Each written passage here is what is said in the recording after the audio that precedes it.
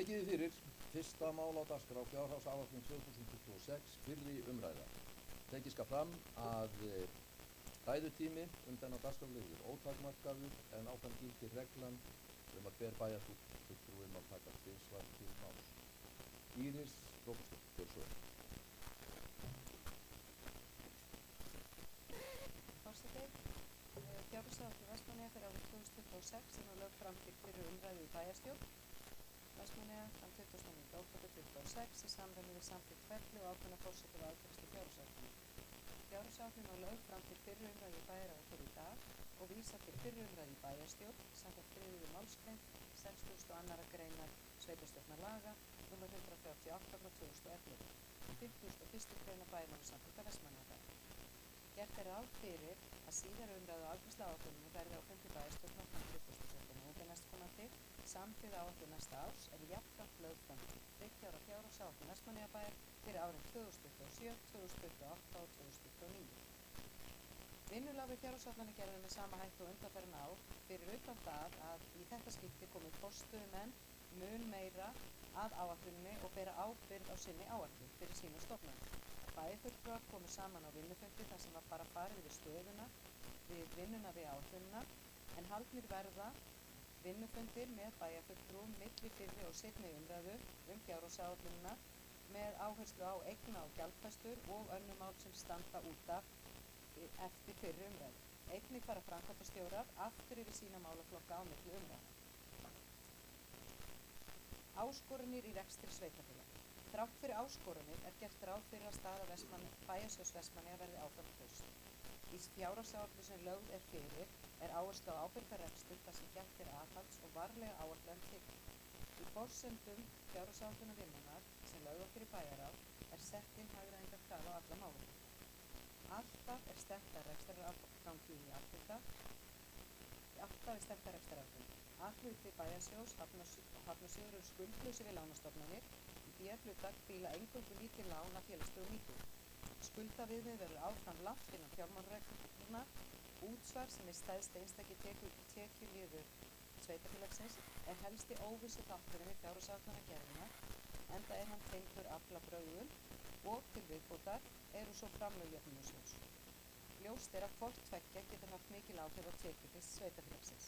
Við seinni umræðu eru farið yfir það breytingar sem orðið hafa á áætluninni og þau verkefni sem standa eftir eins og áður hefur sagt. Jafnframt verður við seinni umræðu farið sérstaklega yfir gjaldfæruverkefni og þau og einnig farið yfir áætlun eignfæra framkvæmdir. Forsendur fjárhagsáætlunar Vestmannaeyjabæjar fyrir árið 2026. Í fyrsta lagi þá er lagt til óbreytt útsvar 14,91%. Í öðru lagi er álagning fasteignaskatta á íbúðarhúsnæði í A-flokki að það lækki úr 0,235 í 0,225 og álagningarhlutfall fasteignaskatts í C-flokki á atvinnuhúsnæði lækki milli ára úr 1,325 í 1,315 og álagningarhlutfall til opinberra stofnanir sem í P-flokki helst óbreytt á milli ára eða í 1,32. Í þriðja lagi er rekstrarniðurstöða A-hluta verði jákvæð. Í fjórða lagi áfram sé gætt aðhalds í rekstri og stundir hagkvæm innkaup. Í fimmta lagi er horft til þess að allar framkvæmdir séu greiddar með handbæru fé en ekki með lántökur og í sjötta lagi er þjónusta við bæjarbúa eins og best verður á kosið. Horft á til spá vísitölu neysluverðs og kjarasamninga opinberra starfsmanna við gerð fjárhagsáætlunar 2026. Gert er ráð fyrir 2,5% hagvöxt á árinu í síðustu þjóðhagsspá Hagstofu Íslands. Launakerfi bæjarins sækir þær hækkanir sem fyrir liggi kjarasamningu sjálfkrafa inn í kerfið og eru launaáætlun byggðar á því. Gert er ráð fyrir að annar rekstrakostnaður hækki 3,5% á milli ára þar sem því er hægt að stýra. Við stýrum til dæmis ekki orkuverði og svoleiðis ef það breytist. Það er raunveruleg hækkun þetta er raunveruleg lækkun því vísitöluhækkun á árinu er töluvert hærri heldur 3,5% og eftir hagræðingarkröfu og öll bæjarins að ræða eins og áður var komið fram.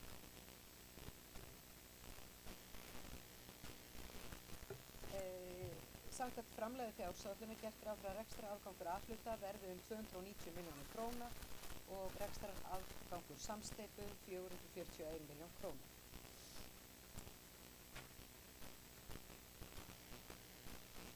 Veltu fyrir rekstri er áætlað 934 milljónir tæpar í A-hluta og 1301 milljón í B-hluta eða í samstæðunni fyrirgefið. Er að ræða rekstrarafkomu ársins afskriftir, breytingar á lífeyrisskuldbindingum og verðbætur á skuldum og eignum. Við framlagningu áætlunarinnar við fyrri umræðu er áætlað að viðhald húsa verður 155 milljónir. Aðrar gjaldfærðar samþykktir án viðhalds húsa verður 332 og samtals eru inn í þessari áætlun gjaldfærslur fyrir 487 milljónir og eignfærðar framkvæmdir eru áætlaðar 1.050 milljónir. En eins og áður sagði verður þessar bæði gjaldfærslun og eignfærslurnar sérstaklega skoðaðar á milli umræðu.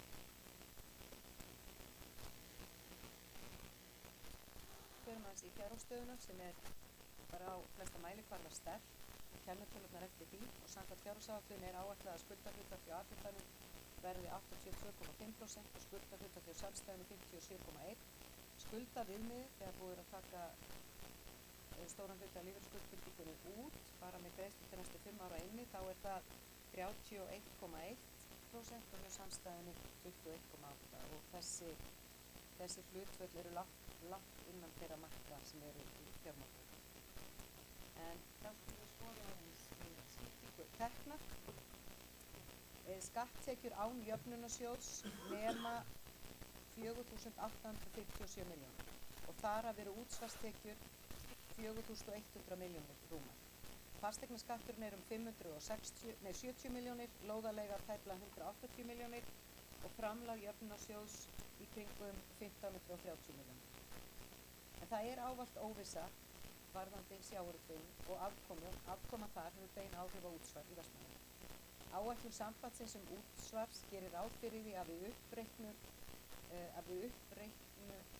útsvar sem er áætlað fyrir árið 2025 6,6% vegna ársins 2026 en áætlun útsvar Vestmannaeyjabæjar byggir ekki á útreikningum sambandsins frekar en áður fyrr, heldur á útreikningum fjármálastjóra þar sem að byggir á raun útsvarstekjum fyrir árið 2025. Er þetta gert eins og áður til þess að varúðar sé gert, að við séum ekki að gera ráð fyrir tekjum sem mögulega koma svo ekki sökum ákveðna aðstæða sem ég hefur rætt á. Þá eru fasteignagjöldin, bæjarráð samþykkti álagningarhluta fasteignaskatts yrði breytt eins og áður var farið yfir og yrði þá 0,225 árið 2026 og atvinnuhúsnæði yrði 1,315 á næsta ári og álagningarhlutfalli hefur verið lækkað undanfarin ár til hagsbóta fyrir íbúa og fyrirtæki í Vestmannaeyjum og liggur tillaga til staðfestingar fyrir bæjarstjórn hér seinna á eftir varðandi þessi tillögu sem bæjarráð hefur samþykkt. Þá kíkjum við á jöfnunarsjóð. Það er gert ráð fyrir framlögum jöfnunarsjóðs til jöfnunarsjóðs sveitarfélaga til Vestmannaeyjabæjar 1527 milljónir árið 2026. Framlagið stendur nánast í stað miðað við rauntölur árið 2025. Ný lög jöfnunarsjóð hafa tekið gildi og hafa við neikvæð áhrif á framlög sjóðsins til Vestmannaeyjabæjar eins og bæjarráð og bæjarstjórn og fleiri hafa álitað og skilið inn umsögnum. Breytingin er svo að það eru 3 framlög sett í eitt, fasteignaframlag, útgjaldajöfnunarframlag og tekjujöfnunarframlag er sett í eitt framlag. Vestmannaeyjabæjar hefur verið að fá greiðslur út úr útgjaldajöfnunarframlagi og fasteignaframlagi og það er eiginlega fasteignaframlagi sem þurrkast út og þetta heitir orðið eitt almennt framlag og það var það sem við mótmæltum, sem þýðir það í rauninni að þegar þessi framlög eru sameinuð þá erum við að verða fyrir skerðingu að því leytinu til að framlag jöfnunarsjóðs hefur hækkað í takt við það að þetta er í rauninni greiðslurinn í ríkissjóð og þær hækka jafnt og þétt með hærri launum og meira umfangi og betri afkomu ríkissjóðs og við greiðum þetta líka inn í sjóðinn. Þannig að við erum ekki að greiða á þessum nýju lögum og við vorum klárlega búin að láta það í ljós eins og fleiri aðilar. En það sem er kannski verra núna og við höfum ekki verið að þurfa að glíma það áður er að það liggur fyrir áætluð úthlutun fyrir þetta almenna framlag og lítil framlög sem varða skólamattíðar og ýmislegt annað en það liggur ekki fyrir áætlun frá sjóðnum vegna málefna fatlaðra og það er ekki gott. Þannig að það sem við þurfum að setja núna inn í fjárhagsáætlun er í rauninni byggt á úthlutunartölum fyrir árið 2025. Þannig við vitum ekki alveg hvernig úthlutunin verður, þannig það er óvissa í tekjugrunni. En svo við förum hérna í rekstur málaflokka. Rekstur málaflokka A-hlutans er bara hlutfallslega með sambærilegum hætti og verið hefur. Fræðslu og uppeldismál er að taka 47% af skatttekjum málaflokksins eða af skatttekjunum og vakin athygli á því líka enn og aftur hver stór hluti af lífeyrisskuldbindingin okkar og eru við, myndi ég segja, það eru mjög fá sveitarfélög sem eru með svona óboðslega háa lífeyrisskuldbindingu eins og við erum með og hún hefur mikil áhrif á A-hlutann og hefur auðvitað líka áhrif á skuldahlutfallið. En ef við skoðum svo þennan annar rekstrakostnað, þá annar rekstrakostnaður A-hluta áætlaður 2.360 milljónir sem er 1,3% hækkun á milli ára. Hjá samstæðunni kostnaðurinn áætlaður 4 milljarðar sem er 5,8% hækkun á milli ára. En ef við tökum annan rekstrakostnað án Herjólfs, þá það 2,8 milljarðar rúmir og hækkunina rauninni á samstæðunni má rekja til mjög hárra sérsamþykkta hjá höfninni vegna Hörgærakars. Sérsamþykktan í höfninni fyrra voru 10,5 milljónir en verða núna 144 og það eru 120 milljónir sem gjaldfærsla út af styttingu garsins. En ef við skoðum hvað launakostnaðinn sem auðvitað gríðarlega stór hluti af fjárhagsáætlun og bara útgjöldum hvers sveitarfélags, þá það áætlað 3.726 milljónir fyrir árið 2026 og í A-hlutanum og það 10,5% hækkun frá því í fyrra, enda kjarasamningar gerðir á síðasta ári sem hafa áhrif á laun og einnig, sem ég fer aðeins betri og eftir, hafa komið inn með ný stöðugildi vegna fjölgunar leikskólaplássa. Í samstæðureikningi gert ráð fyrir að launakostnaður verði rúmir 5 milljarðar sem 8,6% hækkun frá fjárhagsáætlun fyrra árs, en heildarlaun án Herjólfs eins og sést hérna 4 milljarðar. Á glærinu fyrir aftan mig þá eru rauntölur bara svo Q, en það sem litur á það eru áætlunartölur. En við förum þá aðeins í rekstur einstakra málaflokka og helstu stærðir. Á byrjum á félagsþjónustunni. Málaflokkurinn hefur hækkað 77,4 milljónir frá áætlun ársins 2025 sem eru 11,3% hækkun á milli ára. Þar hafa laun hækkað 14,1% eða 70 milljónir. En sérsamþykktirnar eru svona á sama basis og voru í fyrra, 17,6 í ára en 16,7 í fyrra. Ef við förum í fræðslu og uppeldismálin sem svo áður sagði langstæðsti málaflokkurinn okkar, þá hefur sérstök áhersla verið á fræðslu og fjölskyldumál undanfarin ár og verður það áfram. Framlag til fræðslu og uppeldismála eins og þið sjáið, rúmlega 2.900 milljónir og rekstur málaflokksins hækka 7,8% á milli ára. Laun hækka 6,9% á milli ára rúmlega 123 milljónir. En eins og við vitum að þá búið að skipta grunnskólanum upp, bæði í Hamraskóla og Barnaskóla og bara í samræmi við aðskilda rekstrareiningar sem samþykktar að gera síðasta vor. Og áætlaður kostnaður við Barnaskólann 836 milljónir, en kostnaður við Hamraskólann 718. Áætlaður heildarfjöldi barna í grunnskóla Vestmannaeyja 536 börn, en börnin í Hamraskóla eru 182, en börnin í Barnaskólann 354 á haustum 2026. Og við komum þá aðeins að leikskólanum. Kostnaður við leikskólana og 5 ára deild Hamraskóla á árinu 2026 áætlaður 1 milljarður og 32 milljónir. Heildarfjöldi barna í dag 284 en var 257 í fyrra og hefur plássum fjölgað svona undanfyrir 60 og heildardvalagildum 30% frá árinu 2020. En á sama tíma hefur heildarkostnaður vaxið frá 580 milljónum 2019 í 1.023 milljónir í ár sem 176% á þessum árum. Og það auðvitað vegna þess að hér við erum að kaupa fleiri leikskólahús. Og það ekki nóg bara að byggja við leikskólana, en svo þetta reksturinn eftir. Og það held ég bara mikilvægt að við áttum okkur á því hversu langt í rauninni, leikskólinn kominn í hlutfalli við skólanum. Hlutfallið að breytast töluvert mikið. Það orðið að var lengra bil á milli en það hlutfalli fleiri nemendur í skólanum. En verkar ekki aftur með þessu.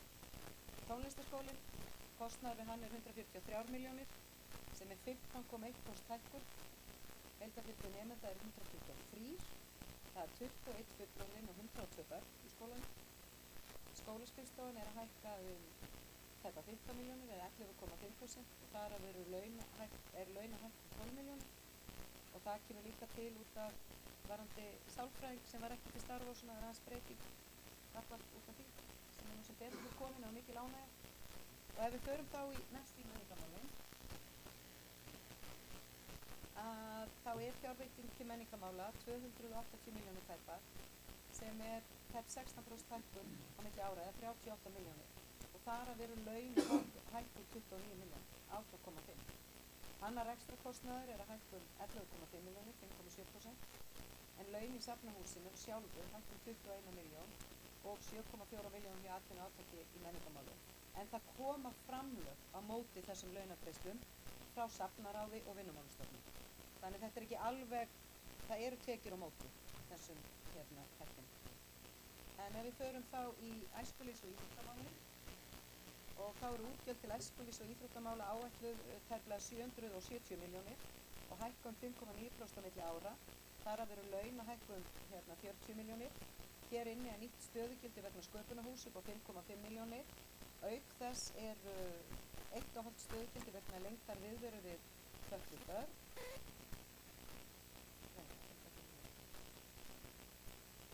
Frístundastyrkurum verður áfram 50.000 fyrir hvert barn.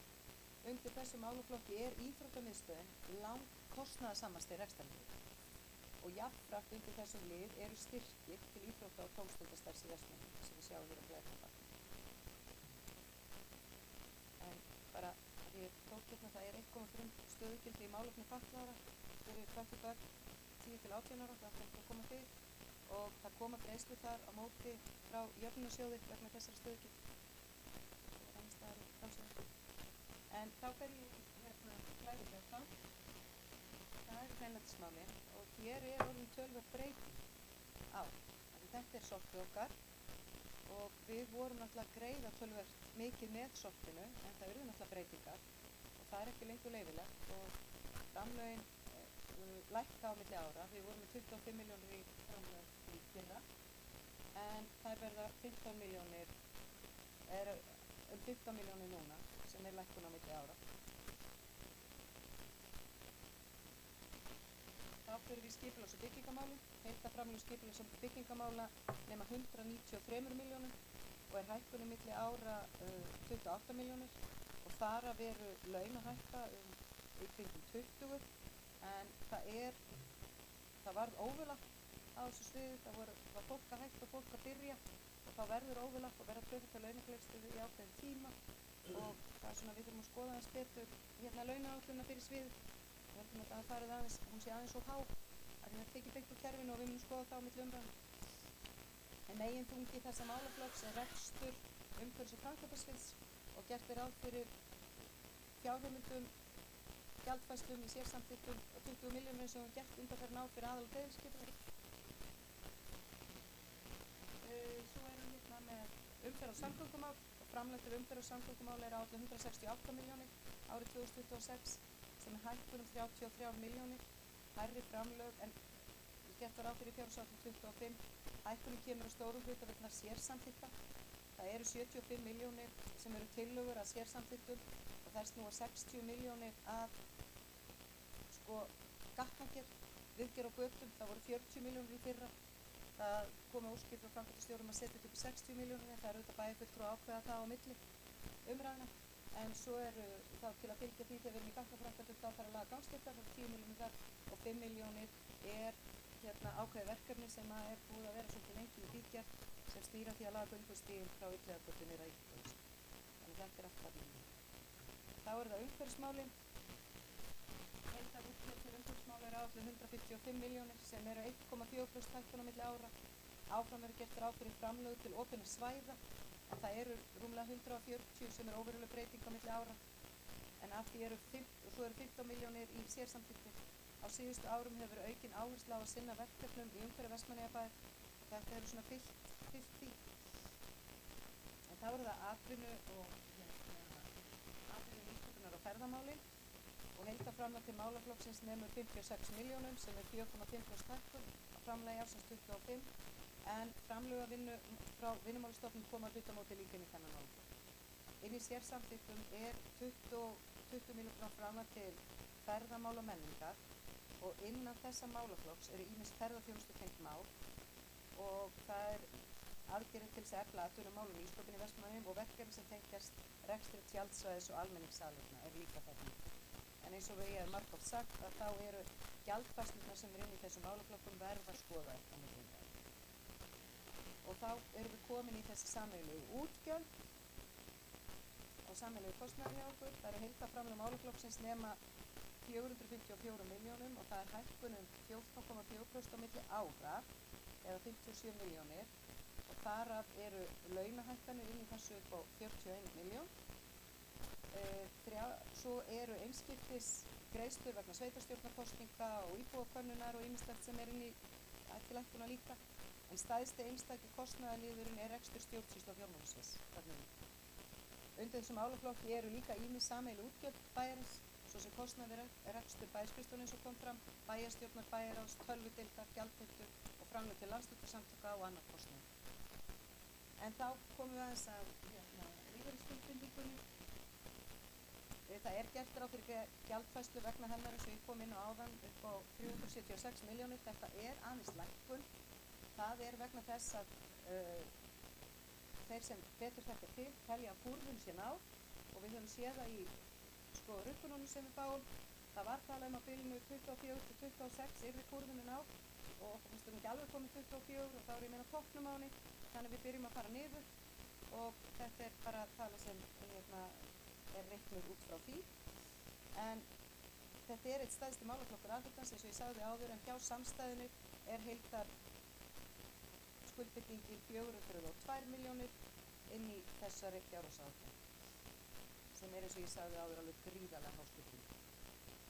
En svo komum við að framlögum til A- og B-hlutabéfyrirtækja. Fjárhagsáætlun 26 gerir ráð fyrir framlögum upp á 192 milljónir sem er hækkun 18 milljónum milli ára og þetta er gert til þess að stofnanir myndi ekki skuld fyrir aðalsjóð sem er fyrirsjáanlegt að það nái aldrei að greiða niður. Og þetta er í rauninni, skuldin var látin vera á stofnunum, þjónustumiðstöðum og fleiri stofnunum en endurskoðandi, þessu var breytt vegna ábendinga frá endurskoðanda að við gætum ekki látið fjárhagsáætlun ársreikninga vera svona. Þessar skuldir sem að mun ekki verða borgaðar þurfa að vera með þessum hætti þannig að við séum að veita framlag. Af því þá standa viðkomandi stofnanir þurfa veldur þó þessi stofnanir. Og þær stofnanir sem ræðir eru þjónustumiðstöðin, grjótnám og félagslegar íbúðir sem eru undir þessum hluta. En ef við förum svo í fjármunatekjurnar og fjármagnsgjöld þá eru fjárhagsáætlun ársins gert ráð fyrir að nettóniðurstaða fjármagnsliða A-hluta verði jákvæð 69 milljónir þegar samstæðin gert ráð fyrir nettóniðurstöðu fjármagnsliða 80 milljónir og er þetta bara svona hæfilegt.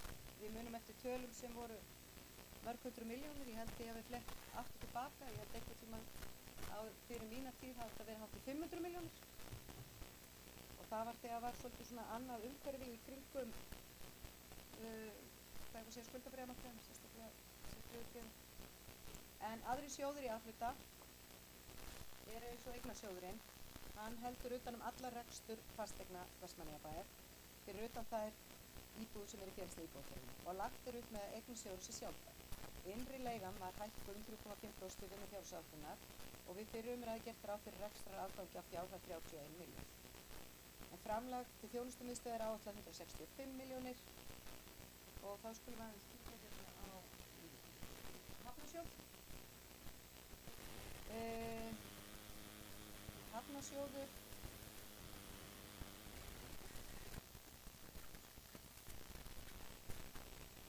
gerir ráð fyrir rekstrarhagnaði, bara þetta er einhver þúsundkallar sem eru inni núna, Hafnarsjóður er bara á nulli vegna þess að við náttúrulega áætlum tekjurnar mjög varlega og sérsamþykktir inn upp á 144 milljónir og vegna Hörggerðargarðs upp á 120 milljónir af því eins og ég sagði ykkur áðan. En óvissa er með úthlutun aflaheimilda, við til dæmis höfum séð að það eru áhyggjur þó þessi komin þessi kvóti í loðnu sem er nú ekki mjög mikið en ánægilegt að koma hausti þá eru samt aðrar uppsjávartegundir sem við höfum áhyggju af og því eru tekjurnar varlega áætlaðar en það getur það sveiflast mjög og Við höfum haft þennan háttinn á og meðan við getum það, að þá eigum við að gera það. Og þess vegna er höfnin bara, hún er bara nánast við núlli í þessi fyrirumræðu. En þá förum við hérna Írland og það félagslegar íbúðir. Við förum áfram hérna, félagslegar íbúðirnar og það eru litla breytingar á málaflokknum, leiguverð er vísitölutengt og er hugsað sem 25–30% af ráðstöfufé lægst launaða hópsins. Svo erum við með Vestmannaeyjaferðina Herjólf. Við erum með fjárhagsáætlun frá þeim á milli sem að gefur 22 milljónir í fjárhagsáætlun jákvæðan rekstur, en áætlunin verður yfirfarin á milli umræða og efnahagurinn mun þá koma inn hjá okkur. Það er eins og venjulega þau eru alltaf aðeins einu skref á eftir okkur í fjárhagsáætlunargerðinni Herjólfur. Þannig að það verður komnar endanlegar áætlanir samþykkt fjárhagsáætlun af stjórn á milli umræðna. Og svo er það Eygló, eins og við flest vitum þá búið að selja Eygló og í fjárhagsáætlun 2026 er gert ráð fyrir að sala á ljósleiðarakerfi Eygló til Mílu sé frá gengin og stefnt er að því að geta lokað kennitölu félagsins þegar öllu er frá gengið og félaginu slútið.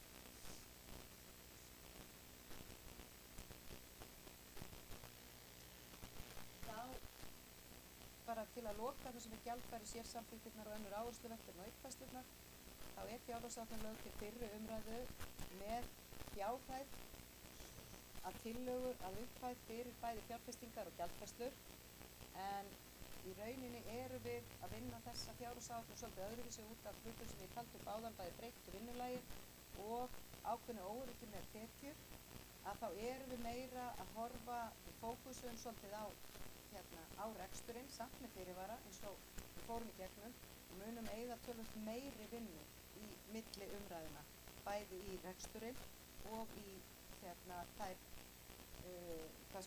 áhersluverkefnin, gjaldfærslurnar og eignfærslurnar, og það mun bæjarstjórn bara vinna saman.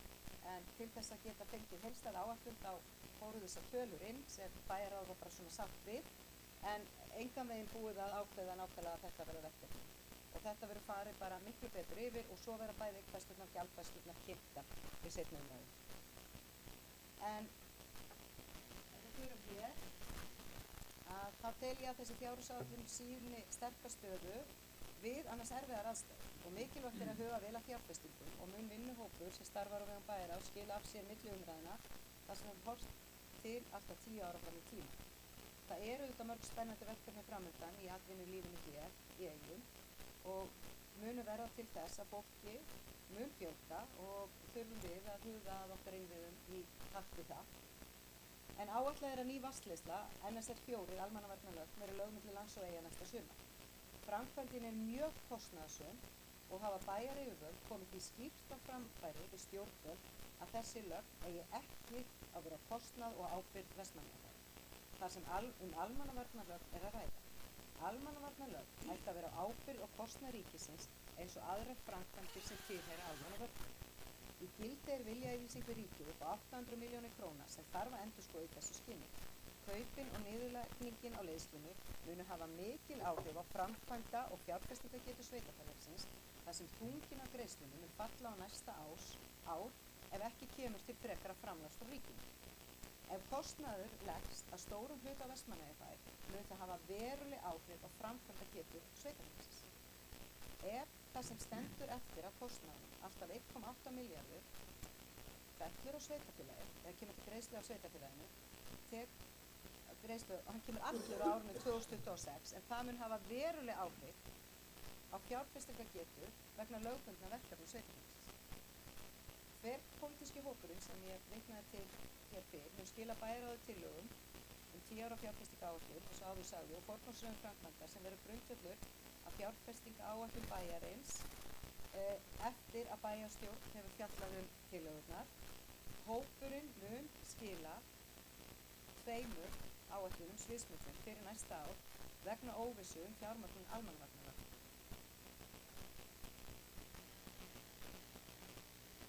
Vestmannaeyjar er spennandi búsetukostur og uppbygging íbúða og húsnæðis hefur sjaldan verið meiri. Með enn betri umgjörð og góðri þjónustu er stefnt að því að svo verið áfram. Hér eru tækifæri til að gera marga góða hluti eins og við vitum öll sem hér erum inni. Vestmannaeyjabær hefur að markmiði að skólar sveitarfélagsins séu áfram í fremstu röð, mikil gróska er í allri uppbyggingu í undirstöðu atvinnugreinum og nýsköpunar og grundvallarstörfum. Spennandi tímar eru framundan. En nú er þessari yfirferð lokið. En ég endurtek það sem ég sagði á milli umræðna verður fjallað breytingar á fjárhagsáætluninni og gjaldfærslur og eignfærslur.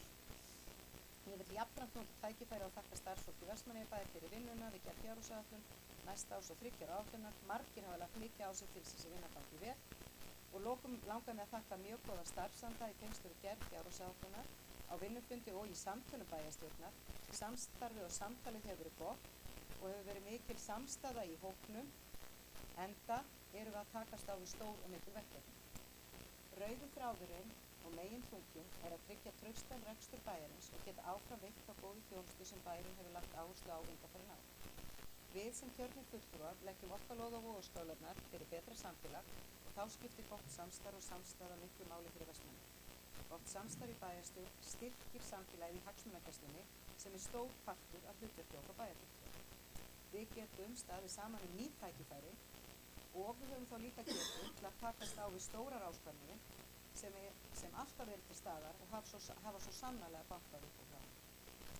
Forseti, ég þá lokið máli mínu.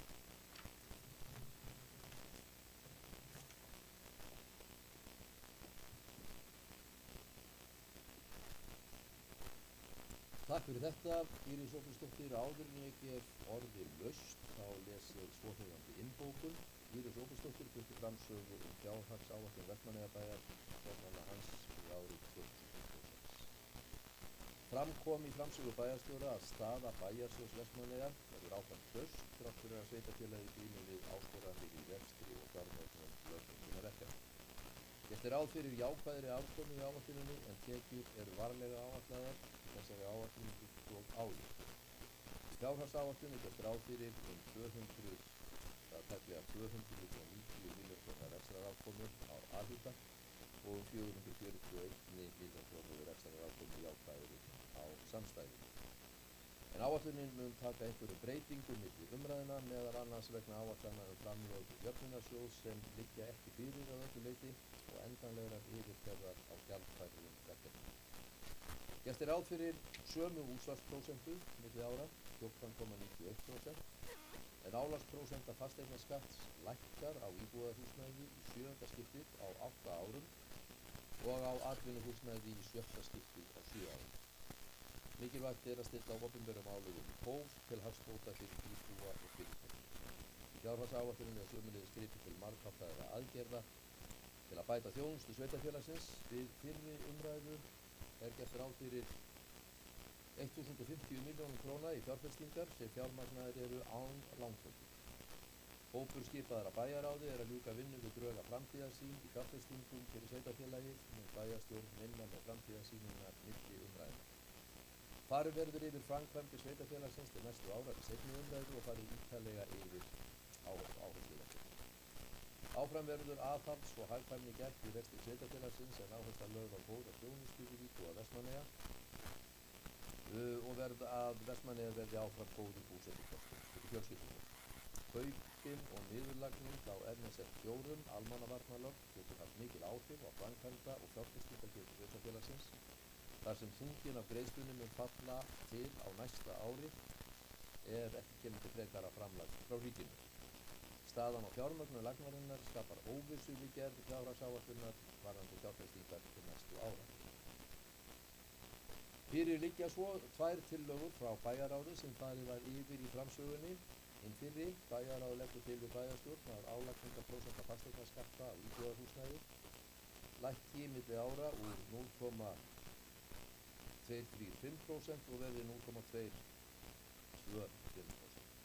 Í A-flokki hlutfallið verði óbreytt á opinberar stofnanir í A-flokki, það er að segja 1,320% og að hlutfallið lækki úr 1,325% í 1,315% á annan C-flokki.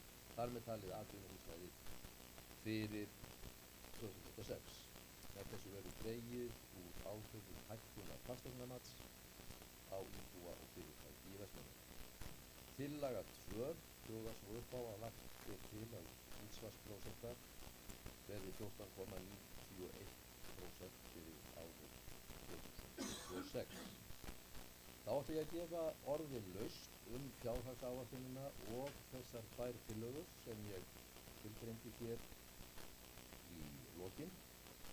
Eftir umræðuna mun ég síðan bera upp sérstaklega til atkvæða tillögurnar 2 fyrir bæjarstjórn og síðan að lokinni yfirferð fyrir lykiltölurnar og þá mun ég bera upp tillögu að fjárhagsáætluninni verði vísað til síðari umræðu.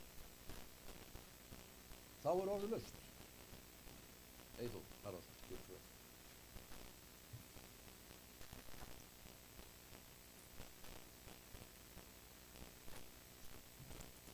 Forseti, bæjarfulltrúar og gestir.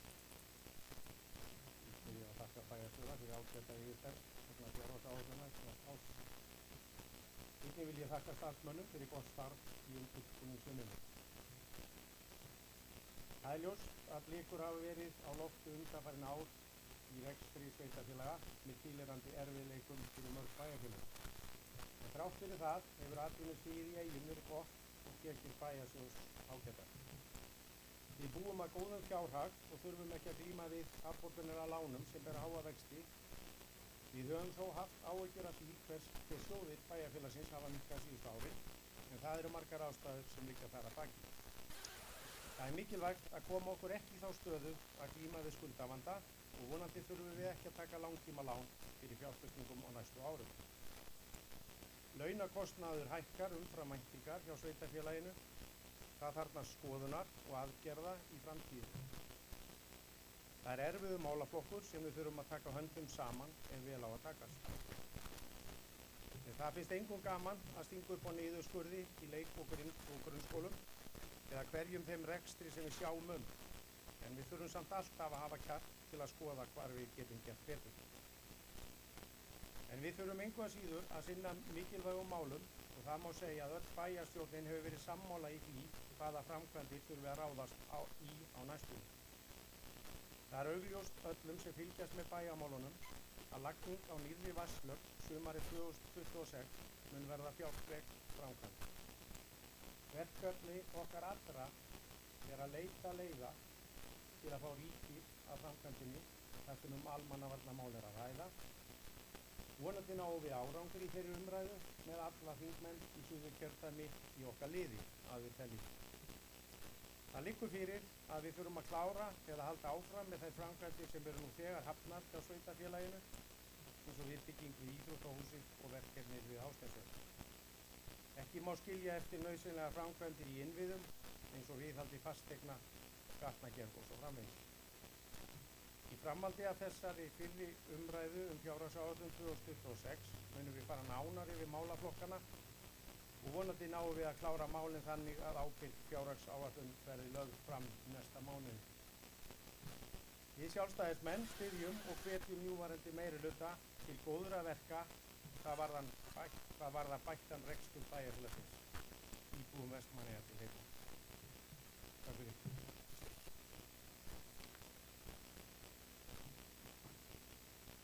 Takk fyrir þetta, Eyþór Haraldsson, Hildur Sólveig Sigurðardóttir.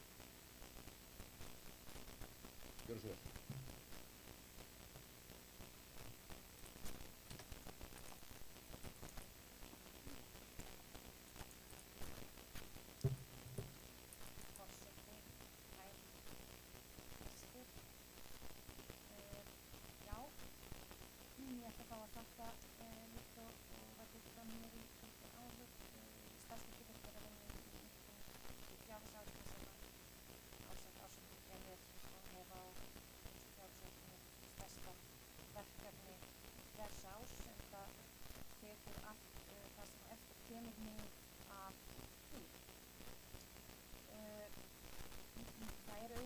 Ýmsir þættir eins og hér hefur verið rætt sem mun koma til að hafa áhrif á rekstur næsta árs og auðvitað ein og sér framkvæmdir í nýja vatnslögn risastór framkvæmd sem að skiptir örugglega og er framkvæmd umferðaratriði fyrir þetta samfélag til að halda áfram. Fjárfestingargeta sveitarfélagsins líkt og bæði í verið að minnka líkt munum að byggja fyrir okkur eflaust öll hér inni mikið að þá höfum við þurft að fresta ákveðnum verkefnum á borð við viðbyggingu á Hamarsskóla en á sama tíma eru líka stór og ný verkefni sem við munum þurfa að fara í.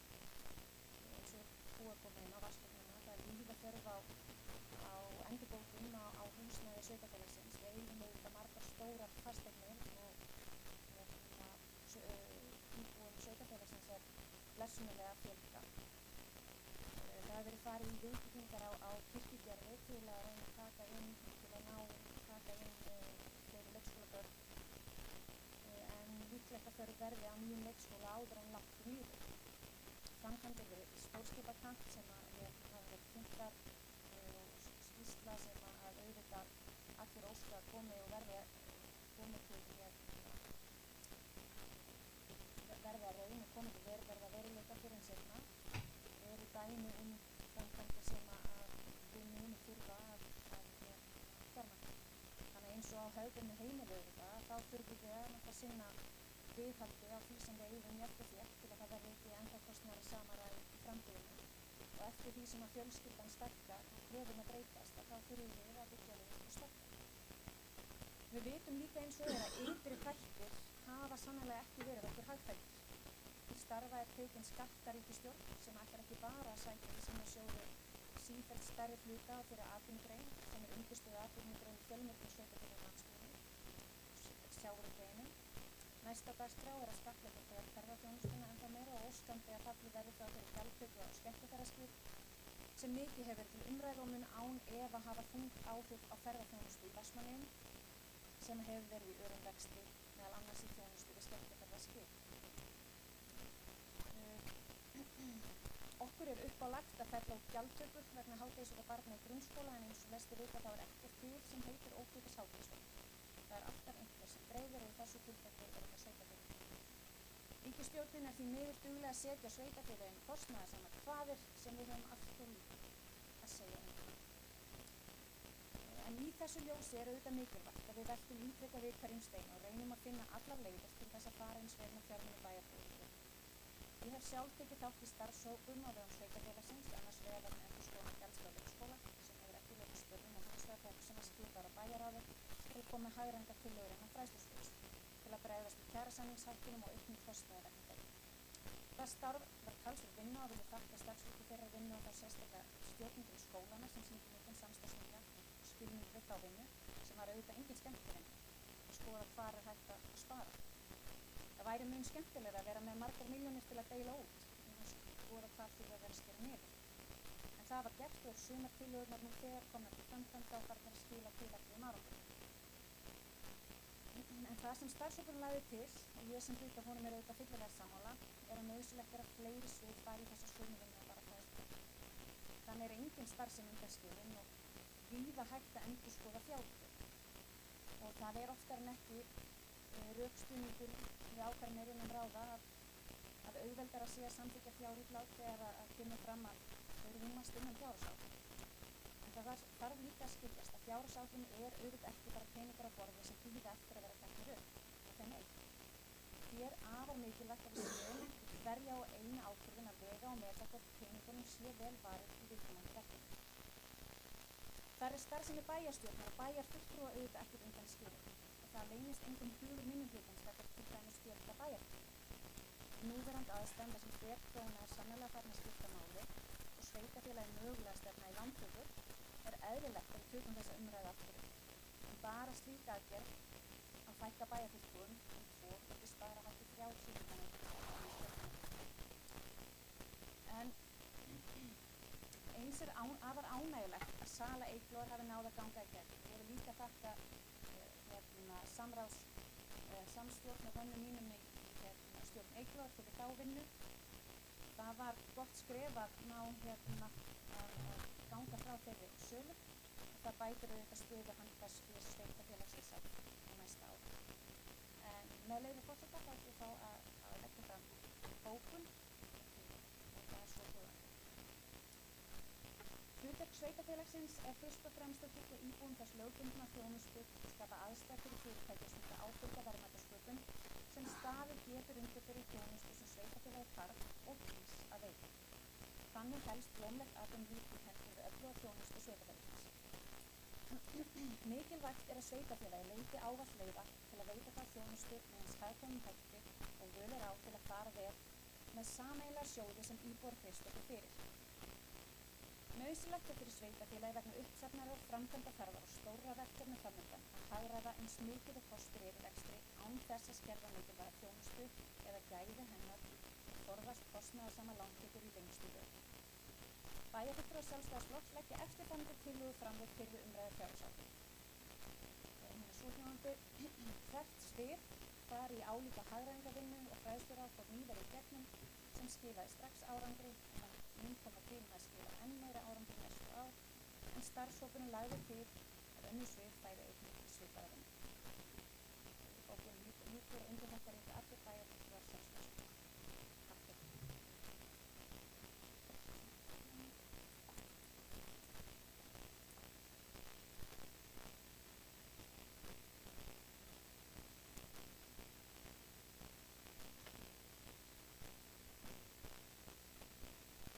Takk fyrir þetta, Hildur Sólveig Sigurðardóttir.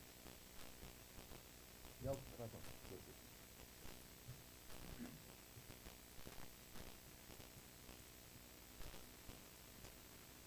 Forseti, ég þakka fyrir að fyrsta bæjarstjóra fyrir góða kynningu á þeirri fjárhagsáætlun sem að bæjarráð samþykkti í morgun og er nú vísað til fyrri umræðu í bæjarstjóra.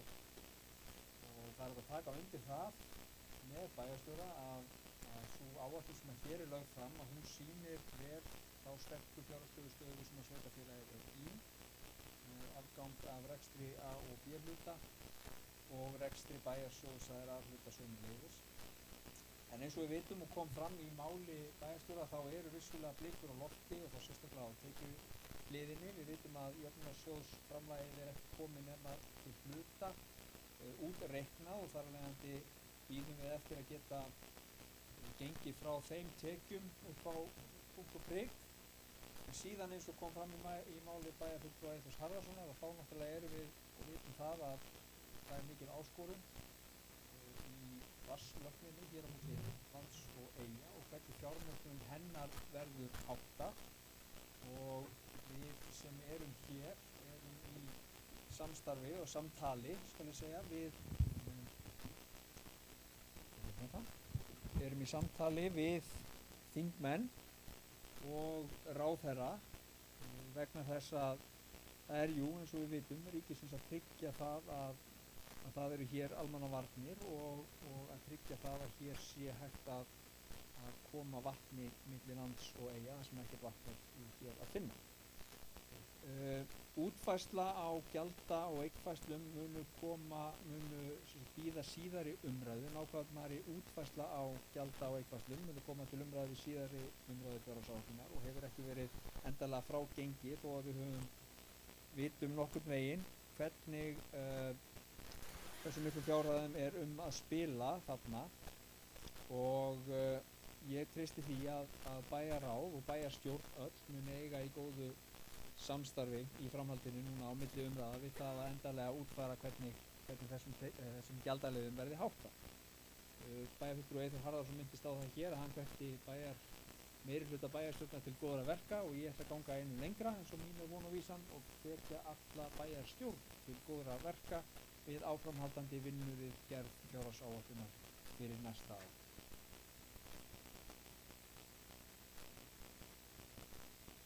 Takk fyrir þetta, Njáll Ragnarsson, Íris Róbertsdóttir.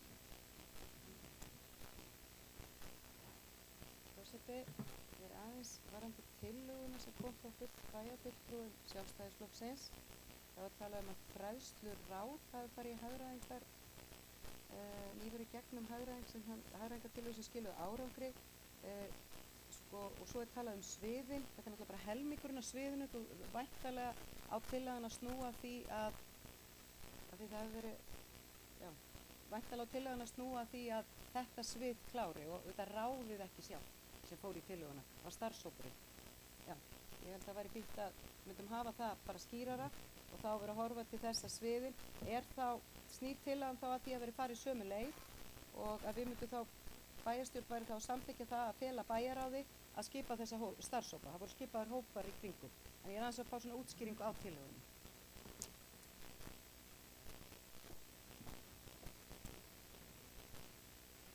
Takk fyrir þetta. Vilja fleiri kveða sér hljóðs? Hildur Sólveig Sigurðardóttir, gjörðu svo vel.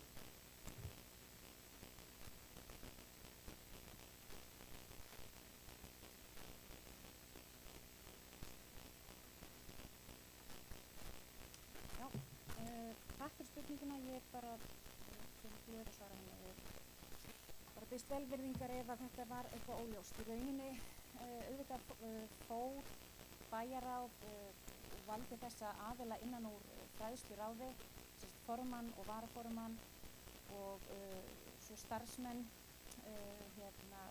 til þess að fara í gegnum þessa vinnu og sem kölluðu svo til sín náttúrulega þá sem að fara með stærsta fjármagnið og í rauninni bara alla skólastjórnendur innan ráðsins og í rauninni bara farið í gegnum hvað væri hægt að gera og það var náttúrulega í gangi líka á þeim tíma og er enn í gangi hópur gagnvart Gjaldskóla leikskóla sem er líka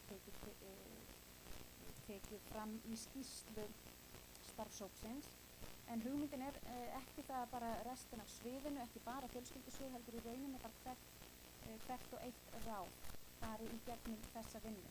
Þannig að ég skal bara einfalda bókunina hvert ráð fari í álíka hagræðingarvinnu og fræðsluráð fór nýverið í gegnum sem skilaði strax árangri og mun koma til með að skila enn meira árangri næstu ár, en starfshópurinn lagði til að önnur svið færi einnig í svipaðvinnu. Það er bara skilaboðin sem komið frá hópnum og við erum bara að taka undir þau og viljum bara koma því áfram og eins og ég segi, bara sjálfsagt að bæjarráð eða bæjarstjórn feli þá, ef að til hana samþykkt, að bæjarstjórn þá feli bæjarráði útfærslu tillögunar.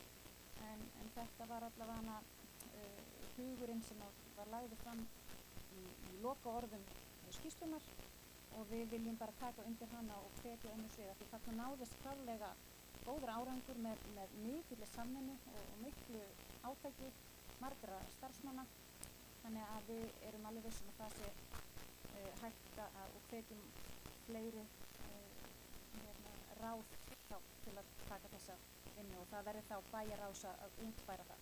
En við bara breytum bókunni þannig að stendur hvert ráð fari í álíka hagræðingarvinnu. Takk fyrir þetta, Hildur Sólveig Sigurðardóttir, Íris Lóksdóttir.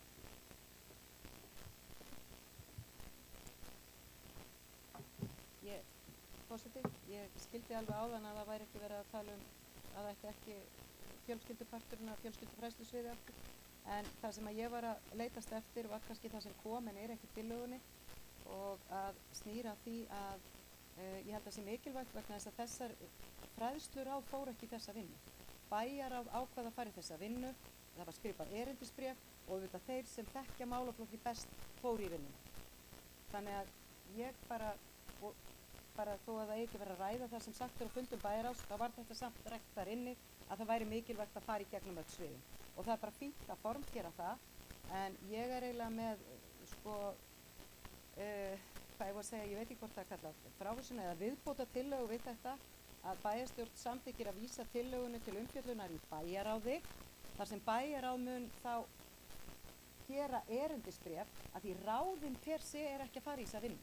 Það þarf að búa til bara með sama hætti og var gert til að skoða skólamálin, það voru að skoða fjölskyldu þann part af sviðinu og svo taka öll sviðin bara, og ég held bara sé mikilvægt að bæjarráð formgeri og í þessum hópi var þetta ekki bara skólafólk, þar var í rauninni bæjarritarinn líka inni sem tenginguna við bæjarráð, þannig ég held að það sé mikilvægt að við myndum bara hafa sama formið á.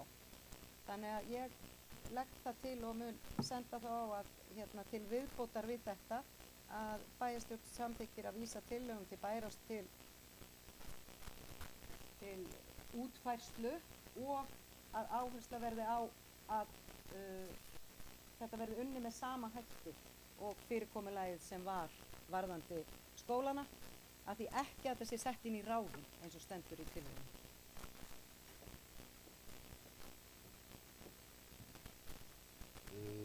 Takk fyrir þetta. Eyþór Harðarson, gjörðu svo.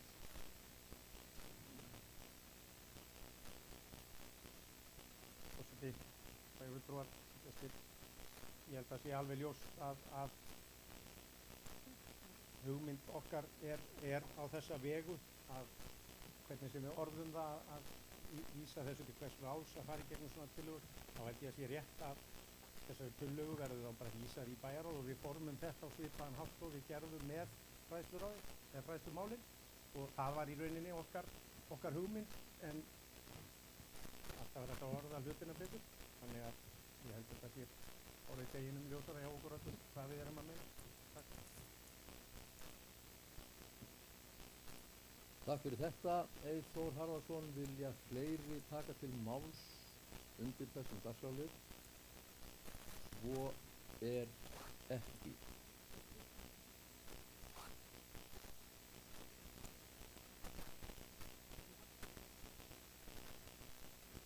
Fleiri hafa ekki fatt sér hljóðs í þessari umræðu. Er einhver að biðja um orðið? Eða? Nei, ég mun bera tillögu upp það hér á eftir að þessari tillögu verði vísað til bæjarráðs eins og hefur komið fram hér bæði hjá fulltrúum meirihluta og minnihluta. Umræðu það sem ég er að segja er að umræðu þennan dagskrárlið sem er fjárhagsáætlun er að ljúka núna. Vilja fleiri kveða sér hljóðs? Helga Jóhanna Harðardóttir, gjörðu svo vel.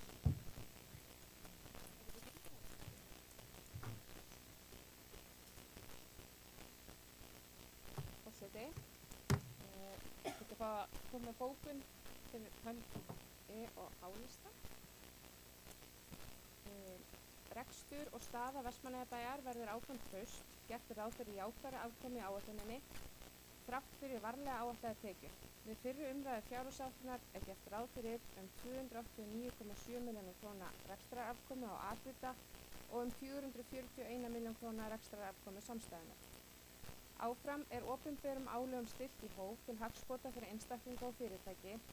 Þannig er gert ráð fyrir sömu útvarsprósentu milli ára, 14,91%, og álagningaprósenta fasteignaskatts lækkar á íbúðarhúsnæði í 7. skiptið á 8 árum og á atvinnuhúsnæði 7. skiptið á 7 árum. Mikil uppbygging er í gangi í Vestmannaeyjum bæði hjá fyrirtækjum og íbúum. Sveitarfélagið mun áfram leggja áherslu á ábyrgan og hagkvæman rekstur samhliða því að tryggja góða og faglega þjónustu við íbúa. Vestmannaeyjar verða áfram eftirsóknarverður búsetukostur fyrir fjölskyldufólk og samfélag þar sem gott er að búa. Undir þetta viðtal meirihluti eða hóf.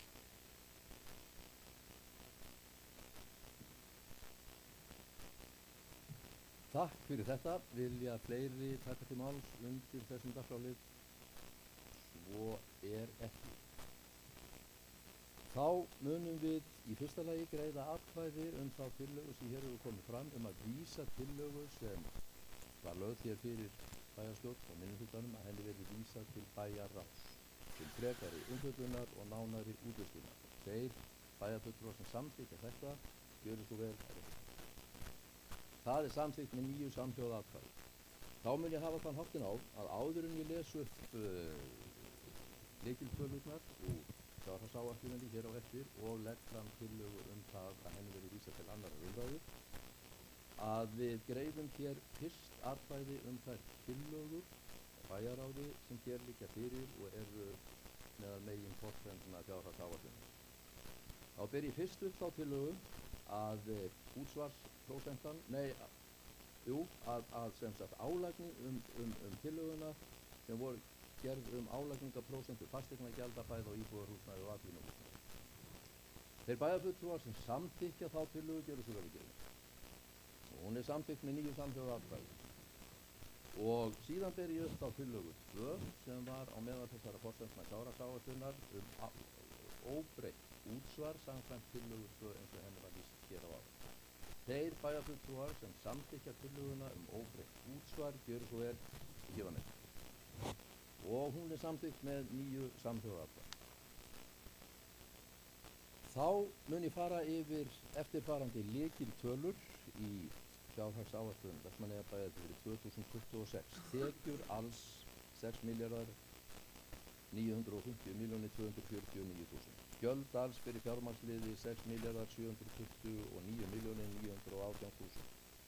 Rekstrar niðurstaða jákvæð 289.672.000. Veltufé frá rekstri 933.849.000. Afborganir langtímalána 0.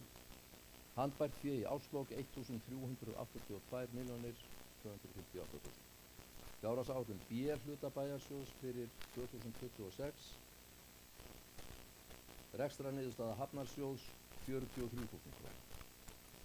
Rekstrarniðurstaða Vatnsveitu tap upp á 10.350.000. Rekstrarniðurstaða Fráveitu jákvæð 144.032.000. Rekstrarniðurstaða félagslegra íbúða 0. Rekstrarniðurstaða Náttúrustofu Suðurlands tap 3.605.000. Rekstrarniðurstaða Eyglóar eignarhaldsfélags tap 500.000. Rekstrarniðurstaða Herjólfs OHF jákvæð 21.779.000. Veltufé á rekstri 366.977.000. Afborganir langtímalána 9.262.000. Fjárhagsáætlun samstæðu Vestmannaeyjabæjar, samstæðu Vestmannaeyja 2026, tekjur alls 10.325.811.000. Gjöld alls 9.964.432.000. Rekstrarniðurstaða jákvæð 441.070.000 kr. Veltufé á rekstri 1.300.826.000. Afborganir langtímalána 9.262.000. Handbært fé í árslok 1.382.252.000. Áður en við greiðum síðan atkvæði að vísa þessari áætlun til síðari umræðu ber ég upp eftirfarandi sameiginlega bókun bæjarstjórnar. Bæjarstjórn skorar á ríkisstjórn og þingmenn að tryggja fjármögnun á almannavarnalögninni NSF 4. Vestmannaeyjabær ber lögum samkvæmt ábyrgð á aðgengi að vatni fyrir íbúa og fyrirtækja. Sveitarfélagið ber hins vegar ekki ábyrgð á annarri lögn til að tryggja almannavarnir fremdar en nokkurt annað sveitarfélag á Íslandi. Staðan á fjármögnun lagnarinnar skapar óvissu við gerð fjárhagsáætlunar varðandi fjárfestingar til næstu ára. Þetta var samsagt sameiginleg bókun bæjarstjórnar af þessu tilefni. Þeir bæjarfulltrúar sem samþykkja að vísa fjárhagsáætlun Vestmannaeyjabæjar til annarrar umræðu gjöru svo vel að gefa merki. Og það er samþykkt með 9 samhljóða atkvæði. Tekið fyrir annar dagskrármálið 3 ára fjárhagsáætlun 2007-2029 fyrri umræða til málstökur Íris Róbertsdóttir. Forseti, 3 ára fjárhagsáætlun Vestmannaeyjabæjar fyrir árin 2027-2029 nú lögð fram til fyrri umræðu í bæjarstjórn Vestmannaeyja þann 29. október 2025 í samræmi við samþykkt ferli og ákveðnar forsendur við afgreiðslu 3 ára fjárhagsáætlunar. Áætlunin var lögð fram fyrir bæjarráð fyrr í dag og þá vísað til fyrri umræðu hér í bæjarstjórn samkvæmt 3. málsgrein 62. greinar sveitarstjórnarlaga nr. 138/2011 og 51. greinar bæjarmálasamþykktar. Við vinnslu 3 ára fjárhagsáætlunar er stuðst við málaflokka yfirlit fjárhagsáætlunar næsta árs. 3 ára áætlunin er unnin þegar ársáætlun liggur fyrir og eru notaði sem grunnur. Eðli málsins samkvæmt eru allar efnahagsforsendur langt inn í framtíðina afar óljósar og geta tekið miklum breytingum, ekki síst hjá sjávarútvegs- og ferðamannasamfélögum eins og Vestmannaeyjabær. Ár 1 í 3 ára áætluninni hver liður í málaflokka yfirlit er uppreiknaður með sérstakri prósentuhækkun eða lækkun eftir spám hverju sinni.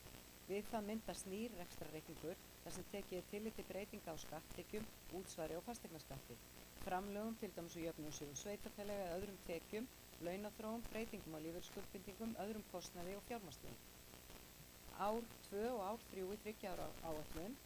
Þegar fyrsta ári í 3 ára áætlunin tilbúið eru forsendur þar afritar og notaðar sem grunnur fyrir annað ári og stuðst við sama ferli og að því loknu er annað ári notað sem grunnur fyrir 3. ári. Með gerð efnahagsreiknings er stuðst við niðurstöðu fjárhagsáætlunar næsta árs. Handbært fé tekur breytingum út frá framkvæmdum, afskriftum, afborgunum lána og breytingum á lífeyrisskuldbindingum og svo auðvitað rekstrarniðurstöðu. Eigið fé tekur breytingum út frá rekstrarniðurstöðu ársins. Lífeyrisskuldbindingar uppreiknast með tilliti til spár afborganir og spám lífeyrisskuldbindingar. Langtímaskuldir taka breytingum frá væntum vöxtum og afborgunum.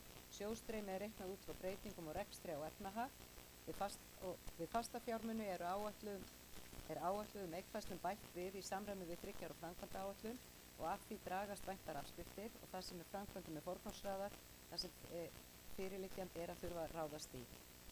Við síðara umræðu við 3 ára verður betur gert grein fyrir þessari fjárhagsáætlun. Svo er þetta auðvitað þannig að við erum bara að vinna með tölur, ekki beint framkvæmdir inn í 3 ára áætluninni, heldur við bara byggt á því sem að við höfum, að því að það eru auðvitað áætlun þessa ás sem mun stýra því hvernig endaleg 3 ára áætlun lítur út. Forseti, nú á ég ekki fleiri orð í mínu áætlun samt.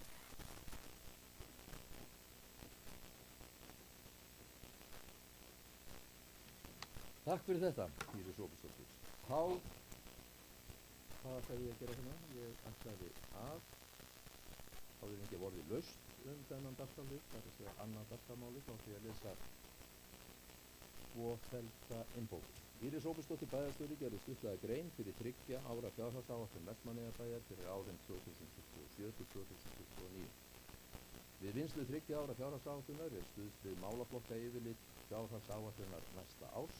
Hver liður er uppreiknaður með sérstakri prósentuhækkun eða lækkun eftir spám hverju sinni.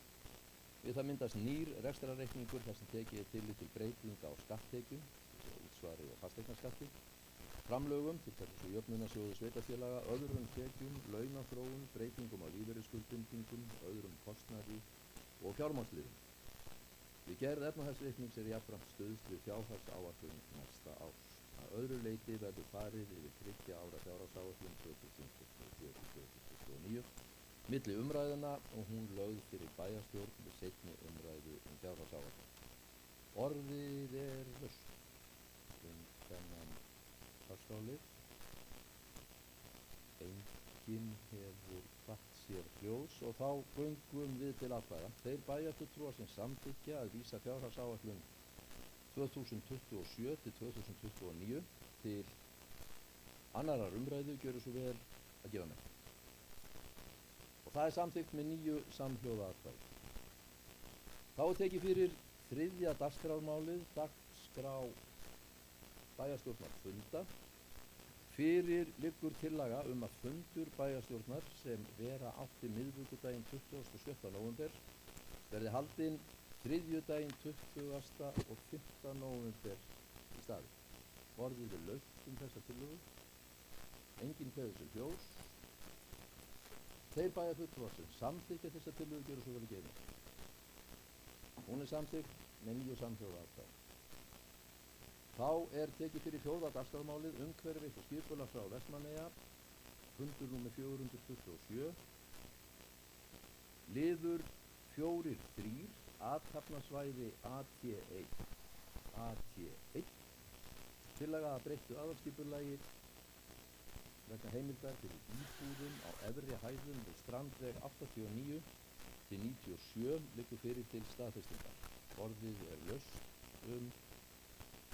þessa tillögu, enginn hefur hvatt sér hljóðs. Þeir bæjarfulltrúar sem samþykkja þessa tillögu að breyttu aðalskipulagi gjöra svo vel að gefa. Hún er samþykkt með 9 samhljóða atkvæði. Liður 4.4, AT2, skipulagsbreytingar, liggur fyrir til staðfestingar er að ræða auglýsingu breytt skipulagsáform. Orðið er laust þessa tillögu, enginn kveður sér hljóðs. Þeir bæjarfulltrúar sem samþykkja hana gjöra svo vel að gefa merki. Hún er samþykkt með 9 samhljóða atkvæði.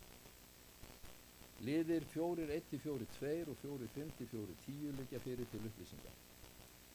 Þá er tekið fyrir 5. dagskrármálið framkvæmda á Hafnaráð Vestmannaeyja, fundur númer 326.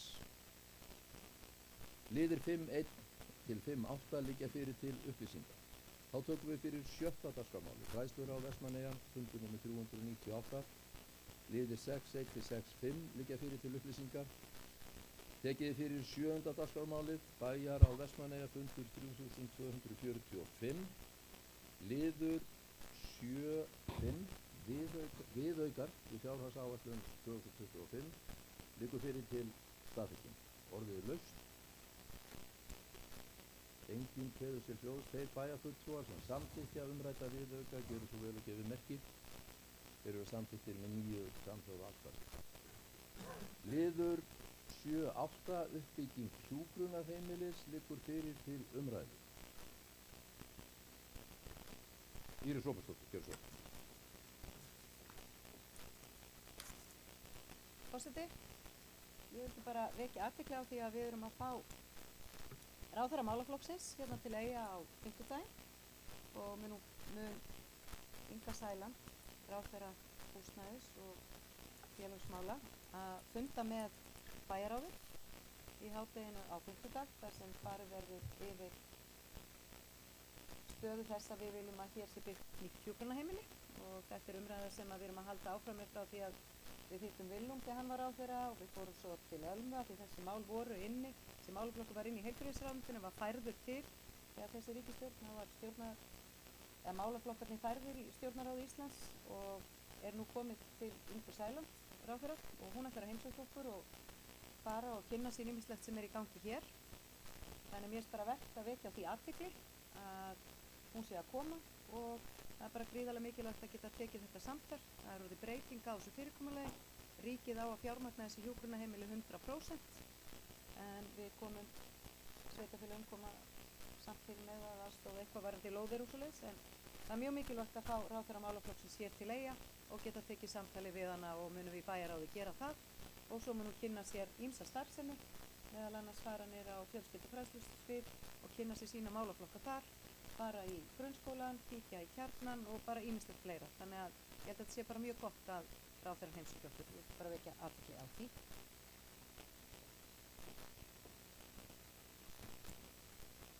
Takk fyrir þetta. Íris Róbertsdóttir, vilja einhverjir taka til máls undir þessum lið? Svo er ekki, umræðu lokið. Liðir 7.1 til 7.4, 7.6 til 7.7 og 7.9 til 7.19 liggja fyrir til upplýsingar. Þá er tekið fyrir 8. mál á dagskrá, fjölskyldu- og tómstundaráð Vestmannaeyja fundur númer 320. Liður 8.3, mælaborð í barnavernd liggur fyrir til umræðu. Það er fallið frá umræðunni. Vilja að þeim sem óskuðu, vilja einhverjir aðrir taka til máls undir þessum dagskrálið? Svo er ekki. Og umræðu lokið. Liðir 8.1 til 8.2 og 8.4 liggja fyrir til upplýsingar. Þá er tekið fyrir 9. mál á dagskrá, umhverfis- og skipulagsráð Vestmannaeyja, fundur númer 428. Liður 9.1, stækkun iðnaðarsvæðis í Viðlegafjöru, breyting á aðal- og deiliskipulagi liggur fyrir. Já. Jóna Sigríður Guðmundsdóttir víkur að fundi undir þessum dagskrálið. Þá fer ég aftur yfir málið. Liður 9.1, stækkun iðnaðarsvæðis í Viðlegafjöru, breyting á aðal- og deiliskipulagi liggur fyrir til staðfestingar. Er að ræða auglýsingu vegna breyttra skipulagsákvæða. Orðið er laust. Enginn kveður sig hljóðs. Þeir bæjarfulltrúar sem samþykkja ofangreinda auglýsingu gjöru svo vel að gefa merki. Hún er samþykkt með 9 samhljóða atkvæði. Liður 9.2, skipulag Baðlón við Skansinn.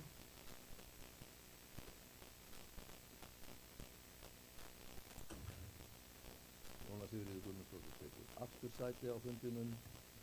Þá tökum við fyrir lið 9.2 undir þessum dagskrálið. Skipulag Baðlón við Skansinn liggur fyrir til staðfestingar. Er að ræða staðfestingu á skipulagsáformum. Orðið er laus. Íris Róbertsdóttir, gjörðu svo vel. Forseti, ég langar bara að fagna því að þetta mál skuli vera komið á þenn stað sem að komið núna. Nú erum við að fara að greiða atkvæði í rauninni loka hluti gagnvart þessum skipulagsmálum sem hafa verið þar bæri aðal deiliskipulag og ég er bara að lýsa mikilvæg ánægju með það. Við verðum vera sjúk í baðlónum á Íslandi, þau eru að spretta allstaðar upp og það er bara frábært að það skuli vera tækifæri og einhverju sé tækifæri í því að fara þessa leið hérna í Vestmannaeyjum og þetta verður sannarlega viðbótarferla í, ég að segja, í kórunum okkar hér. Takk.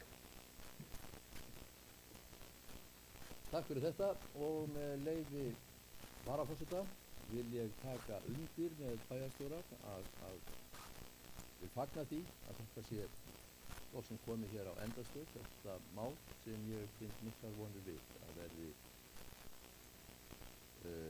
verði enn einn rósin í happagarði okkar í Vestmannaeyjum. Fleiri hafa ekki kvatt sér hljóðs máli. Þeir bæjarfulltrúar sem staðfesta breytt aðalskipulag og deiliskipulag vegna baðlóns og hótels á Skanshöfðar og meðfylgjandi skipulags áform gjöru svo vel að gefa neitt. Þetta er samþykkt með 9 samhljóða atkvæði. Liðir 9.3 til 9.14 liggja fyrir til upplýsingar. Tekið fyrir 10. mál á dagskrá. Fræðsluráð Vestmannaeyja, fundur númer 399, liðir 10.1 til 10.4 liggja fyrir til upplýsingar. Þá er tekið fyrir 11. mál á dagskrá, bæjarráð Vestmannaeyja, fundur númer 3246, liður 11.6, lengd viðvera eftir skóla, liggur fyrir til umræðu. Margrét Rós Ingólfsdóttir.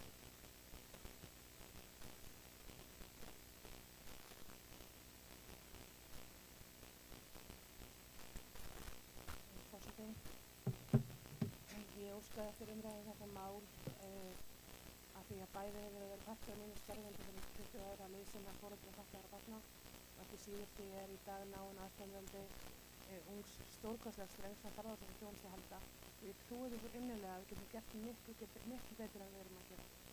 Ég veit að málið er til umræðu í fjölskyldu dómsmálaráði á morgun sem er bara vel og það er gott. En á sama tíma það hryggjaði mig að við sem komum 10 vikur inn í skólaárið og þetta er ekki komið betur farið en þetta.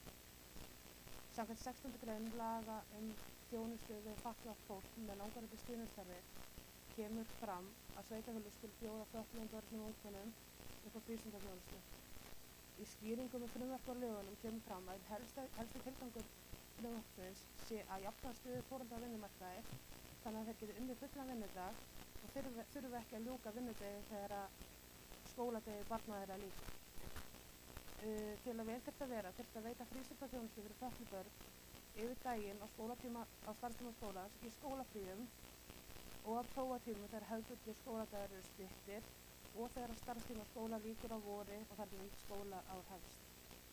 Þegar allir frídagar skólans eru taldir saman reiknast við til að það séu 4 mánuðir á ári sem fari í sumarfrí, vetrarfrí, starfsdaga, páskafrí, jólafrí og foreldrafrídaga.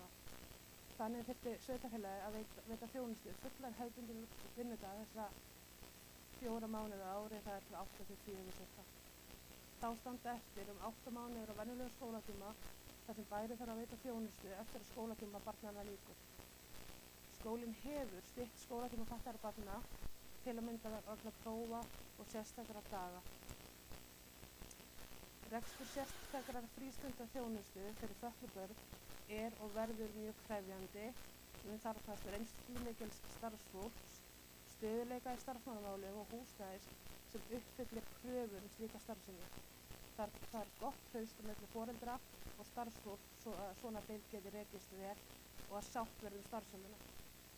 Við sem bæjarfulltrúar ættum að kanna til hlítar með mjög opnum huga hvað möguleikar eru í boði, til að mynda varðandi húsnæði þar sem saman eru frístund yngri barna, félagsmiðstöð og sértæk frístund fatlaðra barna. Þar mætti til dæmis horfa til starfsemi heimeyjar því það eitt og sér myndi gefa meiri breidd og stöðuleika í starfsmannamálum þar sem reynsla og þekking af málefnum fatlaðra er í fyrirrúmi. Við sem kjörnir fulltrúar bæjarbúa ættum að tryggja það að fötluð börn og fjölskyldur þeirra njóti þjónustu sem öll getur verið stolt af og ég trúi því að við getum gert svo miklu betur í þessu.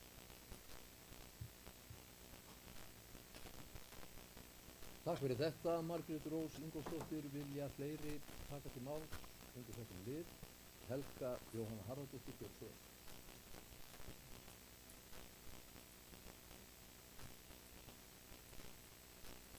Forseti, bæjarfulltrúar.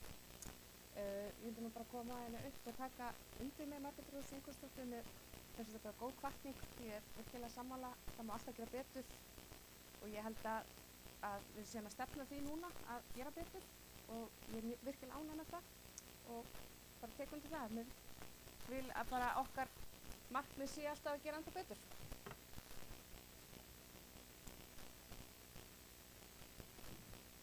Takk fyrir þetta. Vilja fleiri taka til máls undir þessum lið, svo er ekki og umræðu lokið. Liður 11.2 undir þessum sama dagskrárlið. 11.12 vildi ég sagt það. Erindi vegna Alþýðuhúss og Sólhlíðar 17 liggur fyrir til umræðu. Til máls tekur Eyþór Harðarson.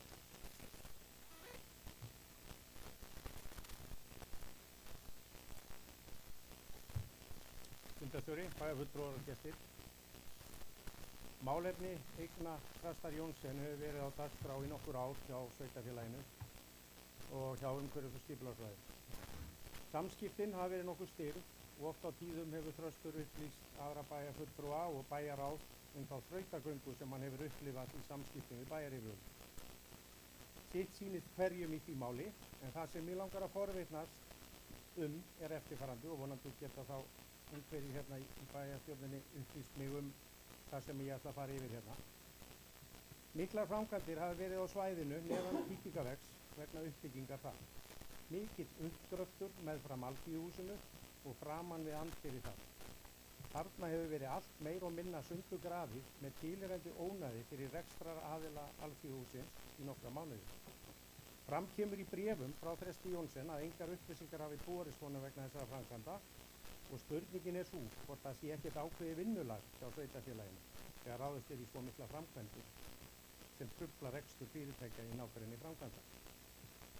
Og önnur svona pæling í þessu líka, hvað veldur því að þessar framkvæmdir taka svona mikil tíma? Eru verktakar ekki með neinn tímamörk í svona verkefnum sem trufla rekstur annarra fyrirtækja? Og það er, eins og maður segir, bara svör óskar. Takk fyrir. Takk fyrir þetta, Eyþór Harðarson. Vilja fleiri taka til máls? Íris Ómarsdóttir, gjörðu svo vel.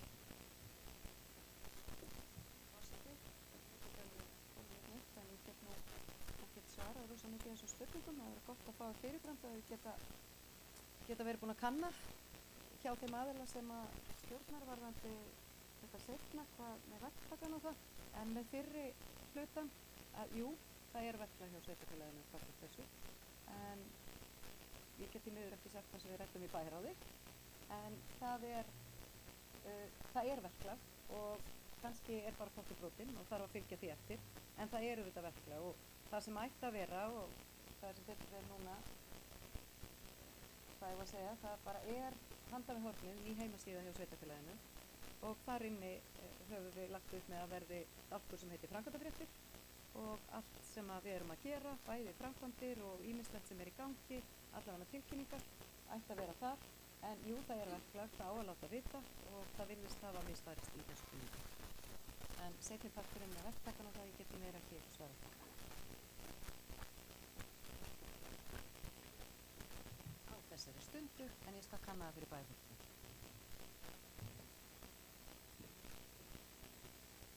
Takk fyrir þetta, Íris Ómarsdóttir. Vilja fleiri taka til máls undir þessum dagskrárlið? Svo er ekki og umræðu lokið. Liður 11.13. Fundur bæjarstjórnar með þingmönnum Suðurkjördæmis liggur fyrir til umræðu og til máls tekur Íris Ómarsdóttir.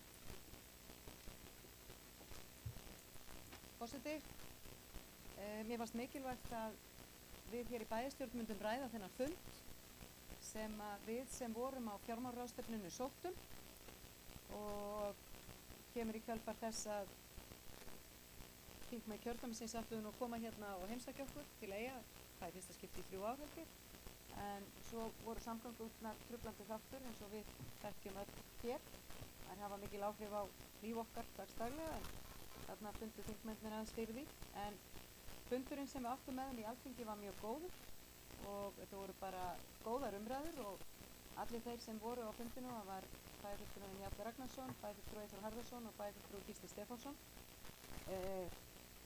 skulum segja voru bara mjög skýr í því sem að lá fyrir og við fórum yfir víðan völl, en við vorum með 3 algjör forgangsmálefninni. Við ræddum samgöngurnar, Landeyjahöfn og flugið, við fórum yfir vatnslögnina og mikilvægi þess og svo fórum við líka yfir það að hvernig stendur á því að þingmennirnir okkar, ráðherrann og þeir sem eru þarna skuli ekki vera búin að klára það að taka fyrstu skrefin varðandi jarðgöng. Að þið skuli ekki vera búin að setja 60 milljónir í það að fylgja þessari áætlun sem kemur fram í skýrslunni sem innviðaráðuneytið sjálft lét gera, að það skuli ekki vera búið að stíga þetta fyrsta skref, að þetta tekur tíma. Við viljum að það verði eftir að taka þess að byrja á sér borun á næsta ár. Að því það var ekki farið í þetta fyrir kosningarnar, eða var starfsstjórn og eitthvað, að þá vissum við að 25 yrði nánast úti, en ég held að það sé rosalega mikilvægt að við byrjum að stíga þessi skref núna 26, að því tíminn er þannig, ef það á að taka ákvörðun um framtíðarsamgöngu við Vestmannaeyjar, þá verðum við að klára þessi jarðganga. Við verðum að klára þessa rannsóknir. En að því sögðu þá er líka verið að klára rannsóknir á því hvernig hægt er að bæta landið. Það er náttúrulega líka í gangi og var farið yfir það með okkur inn í bæjaráði af fulltrúum Vegagerðarinnar, þeir voru á fundinu okkur. En ég vildi bara ítreka það og að það komi fram hérna á þessum fundi að bæjarfulltrúar eru í miklum samskiptum, bæði við þingmenn og ráðherra, og bæjarráð er að fara að hitta samgönguráðherra í næstu viku, á fimmtudaginn í næstu viku, þar sem þessi mál verða rædd og farið svolítið yfir samgöngustöðun okkar, og það er bara hlutur sem við þekkjum, að við þurfum bara alltaf að vera að tala um það að við búum á eyju. Það bara virðist bara gleymast stundum. Þess vegna er það okkar, og ég talaði um það áðan, að hagsmunagæslan okkar sem hér situm, að það skipti máli að við séum alltaf að tala við fólk. Hún er ekki mæld í statusum á Facebook. Hún er mæld í samtölum við þá sem ráða. Og ég ætla að fá að hrósa þessari bæjarstjórn fyrir það að hún hefur staðið sig vel í að halda umræðinni af þessum bæði þingmönnum og ráðherrum, og við þurfum bara að halda því áfram. Og ég ætla bara að hvetja ykkur til þess.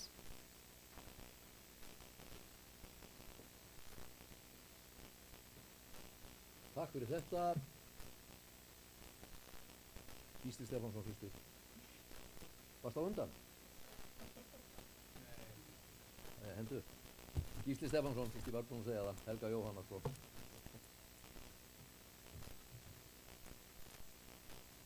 Já, forseti bæjarfulltrúar, ég vil byrja á að þakka bæjarfulltrúar Helgu Jóhannu Harðardóttur fyrir að gefa eftir svona léttilega. En mér langar bara að taka undir orð bæjarstjóra Íris Róbersdóttur varðandi þennan fund. Hann var bara ansi góður, en það sem ég held að þurfa að koma hérna fram, og við sem bentum þingmönnum á og við höfum bent á í okkar samtölum, og kannski að því við erum nú einmitt að ræða hérna fjárhagsáætlun, við vorum að gera það núna, vorum að samþykkja hana inn í aðra umræðu, er að sú ágæta fjárhagsstaða sem að hefur hérna leikið Vestmannaeyjabæ undanfarna áratugi er því miður, maður upplifir það, og sérstaklega í vatnsleysumálinu, vera einhvers konar hvað við segja, svona ástæða til þess að refsa okkur fyrir það að því við stöndum okkur svo vel, að þá getum við bara farið og tekið lán fyrir einhverju sem að við svo bara ekkert að borga, sem er almannavarnalögin. Og þessi er bara mjög gott að það komi hér fram að mitt mat og margra annara, og það verðist enginn geta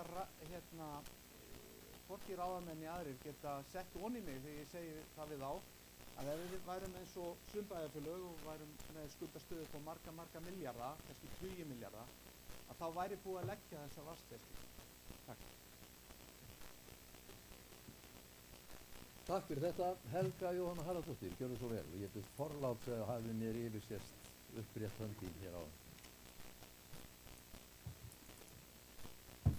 Forseti, tek afsökun að það myndi greina. Já, samtal við þingmenn er mikilvægt, og á dögunum var ársþing SARS, og mér langaði bara að koma og minnast aðeins á það, en þótti gaman að sjá að á þessu ársþingi, nú hefur setið heldur 3 ársþing, fannst mér við koma Vestmannaeyjum meira á kortið í ályktunum sem komið fram á ársþinginu. Þá voru fleiri málefni sem varða eyjarnar, og á meðan þinginu stóð voru nokkrir þingmenn í salnum og vil ég meðal annars þakka Írisi Róbertsdóttur bæjarstjóra fyrir virkilega gott erindi sem hún, eða ræðu sem hún hélt þar, því að það virðist oft vera þannig að ekki bara þingmennirnir heldur kannski líka sveitarstjórnarfólk á Suðurlandi átta sig kannski ekki endilega alltaf á stöðinni sem við erum í hér í Eyjum, til dæmis varðandi vatnskrafnina.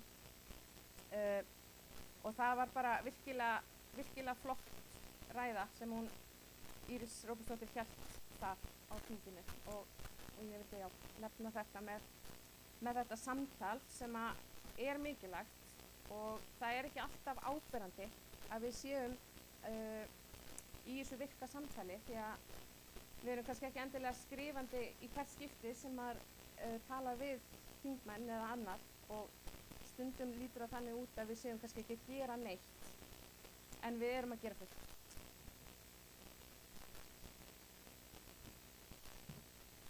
Takk fyrir þetta, Helga Jóhanna Harðardóttir, Hildur Sólveig Sigurðardóttir.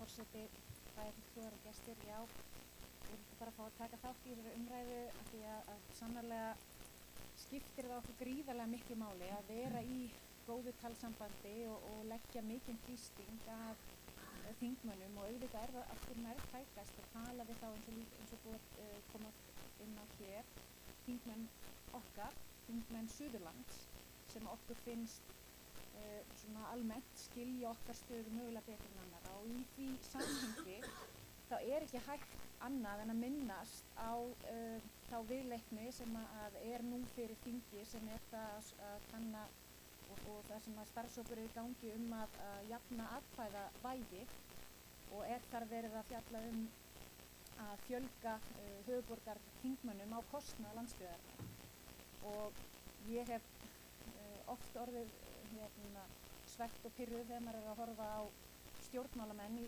sjónvarpinu að tala hitt og þetta en sjaldan orðið svona hörundsár fyrir hönd annarra eins og er víst búið að vinsælt í dag að verða en ég hef sjaldan orðin jafn hörundsár fyrir hönd annarra því ég veit það að þó svo að við séum oft gífurlega ósátt hér með það að fá ekki ýmislegt sem að við erum að berjast fyrir að þá veit ég það að þeir þingmenn sem eru að starfa fyrir okkur, þeir eru að leggja sig fram og það var einstaklega nöturlegt að sjá formann starfshópsins, hann Ólaf Þ. Harðarson, prófessor emeritus í stjórnmálafræði við Háskóla Íslands, tala það að landsbyggðin ætti nú ekkert eftir að sakna landsbyggðar þingmanna því að þeir væru nú búin að gera bara svo lítið fyrir landsbyggðina og ekkert búin að huga þeirra hag og kom þá mynd af formanni Njás, Sigurði Inga, í þeim töluðu orðum og ég hugsaði bara, Jesús, ef ég var reið,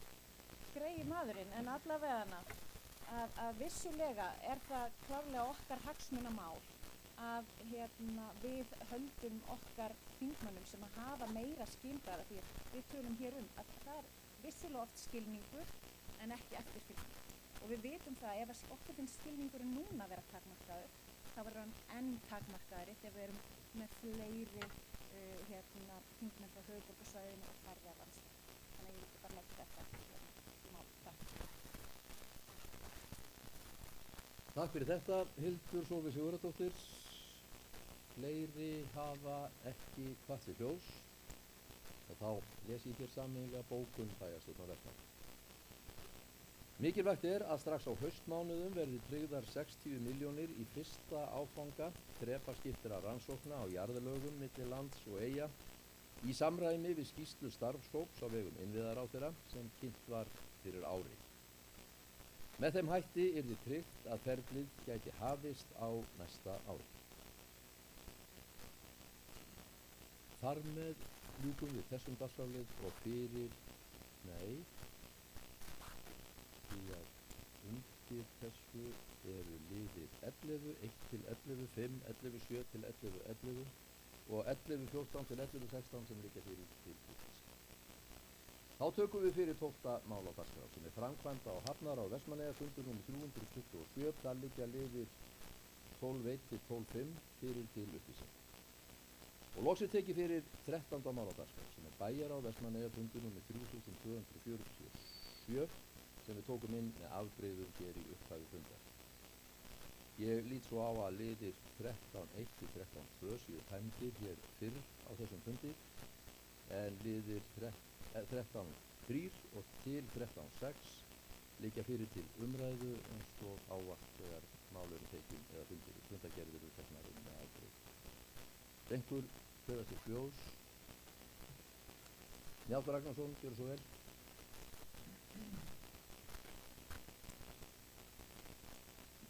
Forseti, ég kem hér upp undir lið 6 í fundagerð bæjarráðs frá í morgun. Það er heimsókn til Orkneyja en fyrir bæjarráði þá lá skýrsla frá bæjarfulltrúa Gísla Stefánsinni sem fór í ferð ásamt Fríðu föruneyti til Orkneyja í apríl síðastliðnum og tilgangur ferðarinnar var að skoða orkuöflun þar í eyjunum og að kanna hvort að samfélagi eins og Vestmannaeyjar gætu nýtt sér þekkingu sem að Skotarnir hafa þar komið sér upp og ég vil við þetta tækifæri nota tækifærið að þakka bæjarfulltrúa Gísla Stefánsinni fyrir góða og áhugaverða skýrslu en það er mikilvægt að samfélagi eins og Vestmannaeyjar hugi að þróun mála og gangi mála við orkuöflun, grænnar orku inn til framtíðar.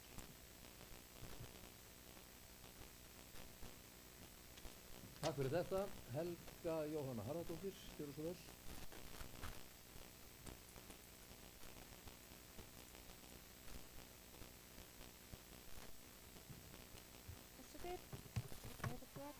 Ég vildi fá að ræða lið 4 innviðauppbygginguna.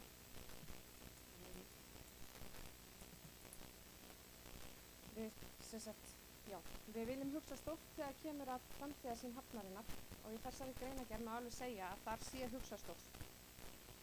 Mér finnst þetta vera vönduð og fagleg greining þar sem dregur skýrt fram hversu mikilvægt þetta verkefni er, ekki bara fyrir höfnina heldur fyrir samfélagið okkar.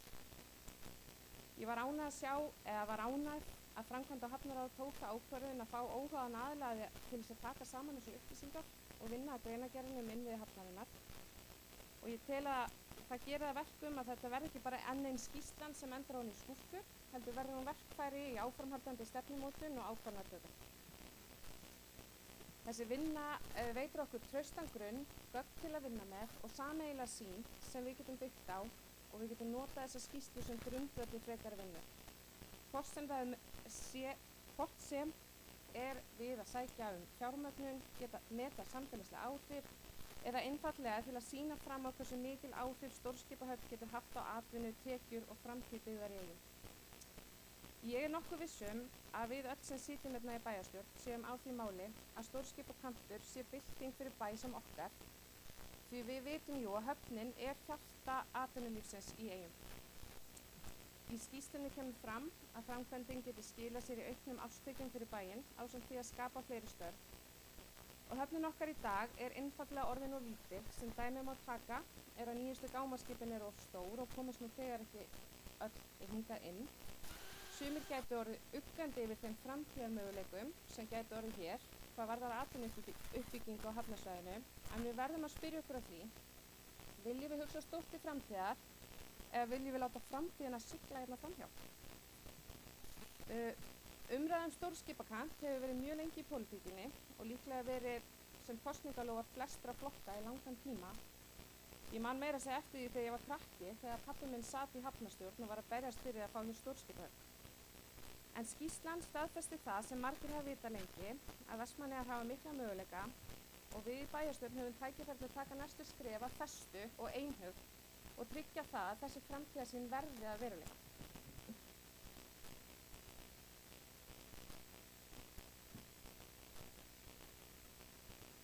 Takk fyrir þetta, Helga Jóhanna Harðardóttir, Gísli Stefánsson.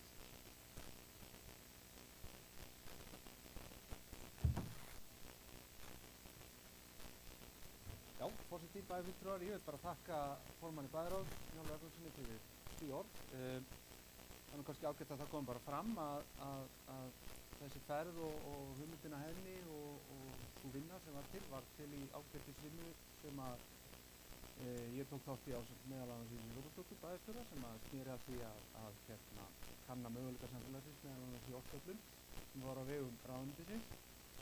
Það hefnaðist mjög vel og ég held að vigtin sem var í því á þeim tíma sem að hún átti stóran þátt í að skila því að nú hefur við 2 strengi hérna inn og fengum þá hér inn í sumar og það stendur allt til bóta. En ástæðan fyrir að ég fór að huga þessu er að það var ákveðin svona krafa hjá þáverandi ráðherra Guðlaugi Þór að við myndum svona koma með einhverja punkta sem snéru að því hvernig við getum hugsanlega komið að þessu einhverju leyti sjálf af því við erum ég vil ekki segja orku þurfandi samfélag. Við erum oft sökuð það að vera freka því að nú Helga var að minnast á SAS-þingið og við settum hérna okkar punkt á þetta og þá var ágætt að þegar að bæjarfulltrúar og sveitarstjórnarfulltrúar annars staðar fengu aðeins að kenna á henni Írisi í pontu þar sem var bara mesta skemmtun. En ég held að bara til þess að koma með svona örlítið skilaboð til annarra bæjarfulltrúa í þessari vinnu þá er hún svo sem bara áframhaldandi. Það er náttúrulega vilji frá fulltrúum þeirra sem að komu með okkur í ferðina frá ríkinu, þess að forstjóra Umhverfis- í endurskipulagðrar, ekki nýstofnarar beint. Þetta er búið að setja hann 2 stofnanir saman í eina, Gestur Pétursson heitir hann og svo Sigurður Ingi Friðleifsson sem að kom hérna sem fulltrúi ráðuneytisins og er sérfræðingur hjá Umhverfis- og orkustofnun að koma hérna og heimsækja okkur og ná aðeins utan um þetta með bæjarstjórn og bæjarráði eða öðru hvoru og það er svona í vinnu en eins og við vitum þá er það þannig að opinberir starfsmenn er að kljást mikið við náttúrulega mikil verkefni og svo vinnutímastyttingu og annað, þannig að það er erfitt að koma þessu öllu að. Þannig að ég held bara áfram að reka eftir því. En áttu tekum til takk fyrir því og kannski líka annað að bara þakka bæjarráði fyrir stuðning því að það er ekki sjálfsagt að fá stuðning við svona verkefni og fyrir það er bara takk.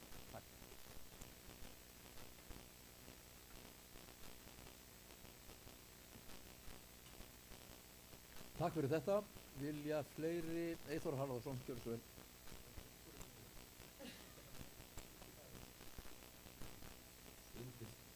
Undir samanliðið, Eyþór.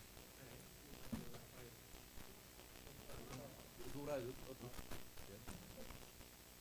Forseti, þú bæjarfulltrúar. Það er svo sem málið vilja taka undir báðum þessum liðum en stærra málið er kannski skýrsla sem var kynnt í bæjarráði í morgun og fyrir okkur bæjarfulltrúum í gær í stórskipakantinn að eins og bæjarfulltrúi Helga Harðardóttir sagði þá höfum við verið með þetta sennilega og ekkert sennilega bara öll á stefnuskrá eða í okkar draumum að það sé möguleiki á að gera stórskipahöfn hérna norðan við Eyði og síðustu árin hefur í rauninni málið stoppað á því að menn telja þetta of dýra framkvæmd og tekjur hafnarinnar ekki nægar til þess að fara í þessa framkvæmd og svo sem hefur komið fram bæði í skýrslu Eflu og þá þeirri nýju skýrslu sem var kynnt í gær að við erum að tala um framkvæmd upp á einhverja 9 milljarða cirka og velta dálítið á því hvort að við fáum grjót í varnargarðinn hérna á eyjunni. Það fyrir ekki að flytja ofan á landi. Þannig að þetta fer að verða áhugavert núna á þessum tímum þegar við erum komin með uppbyggingu á stórkostlegu fyrirtæki hérna út í Viðlagafjöru, Taxey, sem að mun skil okkur örugglega góðum viðbótartekjum við höfnina og þar með erum við kannski farin að sjá þessa raunhæfu möguleika á því að þetta sé bara orðið raunhæft verkefni á næstu ári og því fyrir að fagna og vonum að þetta fari þá leið að þetta komist inn í samgöng eða ekki samgönguáætlun í kerfi vegagerðarinnar í hafnarmálum og við fáum að koma þess á korti. En svo ég blandi þá bara þessum tveimur málum saman, þakka Gísla fyrir hans áhuga á orkumálunum og ég fór í þessa sömu ferð með honum sem fulltrúi Ísfélagsins. Við fórum hérna fulltrúar Vinnslustöðvar Ísfélags og fyrirtæki annarra kafara hérna í Vestmannaeyjum og svona gert. Þannig að það er mjög áhugaverð ferð, gaman að koma til Orkneyja og maður átti að segja á því að bara skildleiki við Ísland var mikill þegar maður skoðaði söguna þarna í Orkneyjum. En það sem að var í rauninni áhugavert þarna er mikið orkuöflunum fer mikið fram með og nær eingöngu með vindmyllum og þeir nota sína viðbótar orku til að selja inn til suður á Skotland. En við skoðum líka stöð sem að snýr að öldufarsrannsóknum og tækjum til þess að vera í stöð þar sem menn geta komið og sinnt þessum rannsóknum með öldum eða tækjónum til þess að framleiða rafmagn með öldum. Þarna vonaðist maður til að við fengjum að sjá svona meira framþróað verkefni þar sem við getum dálítið lært af, en það er komið töluvert stutt á veg út í opnu hafi að framleiða rafmagn. Því að við höfum fundið og gert eina viljayfirlýsingu með verkefni hérna við Vestmannaeyjar þar sem að ákveðin svona vonir stóðu til að hér væri hægt að framleiða rafmagn með þessu kraftmiklu öldum sem við höfum hérna við eyjarnar. En það virðist vera komið styttra á veg og gríðarlega dýr þróunarkostnaður við að þróa svoleiðis búnað. Þannig að aftur á móti eru vindmyllunar og það er í mikilli notkun og sókn þarna á þessu svæði. En þeir hafa sjálfsögðu ekki þessi vatnsföll sem að við höfum hérna á Íslandi sem að við nýtum okkur og getum nýtt enn betur. Takk fyrir. Takk fyrir þetta. Fleiri hafa ekki kvatt sér til orðs undir þessum 13. dagskrármáli sem var bæjarráð Vestmannaeyja sem við tókum inn með afbrigðum og er umræðulokið. Og þá er dagskrá þessa fundar tæmd og til næsta fundar verður boðað þriðjudaginn 25. nóvember eins og við samþykktum fyrir á fundinum og þá kemur fjárhagsáætlun Vestmannaeyjabæjar fyrir 2026 til síðari umræðu þessum fundi er slitið.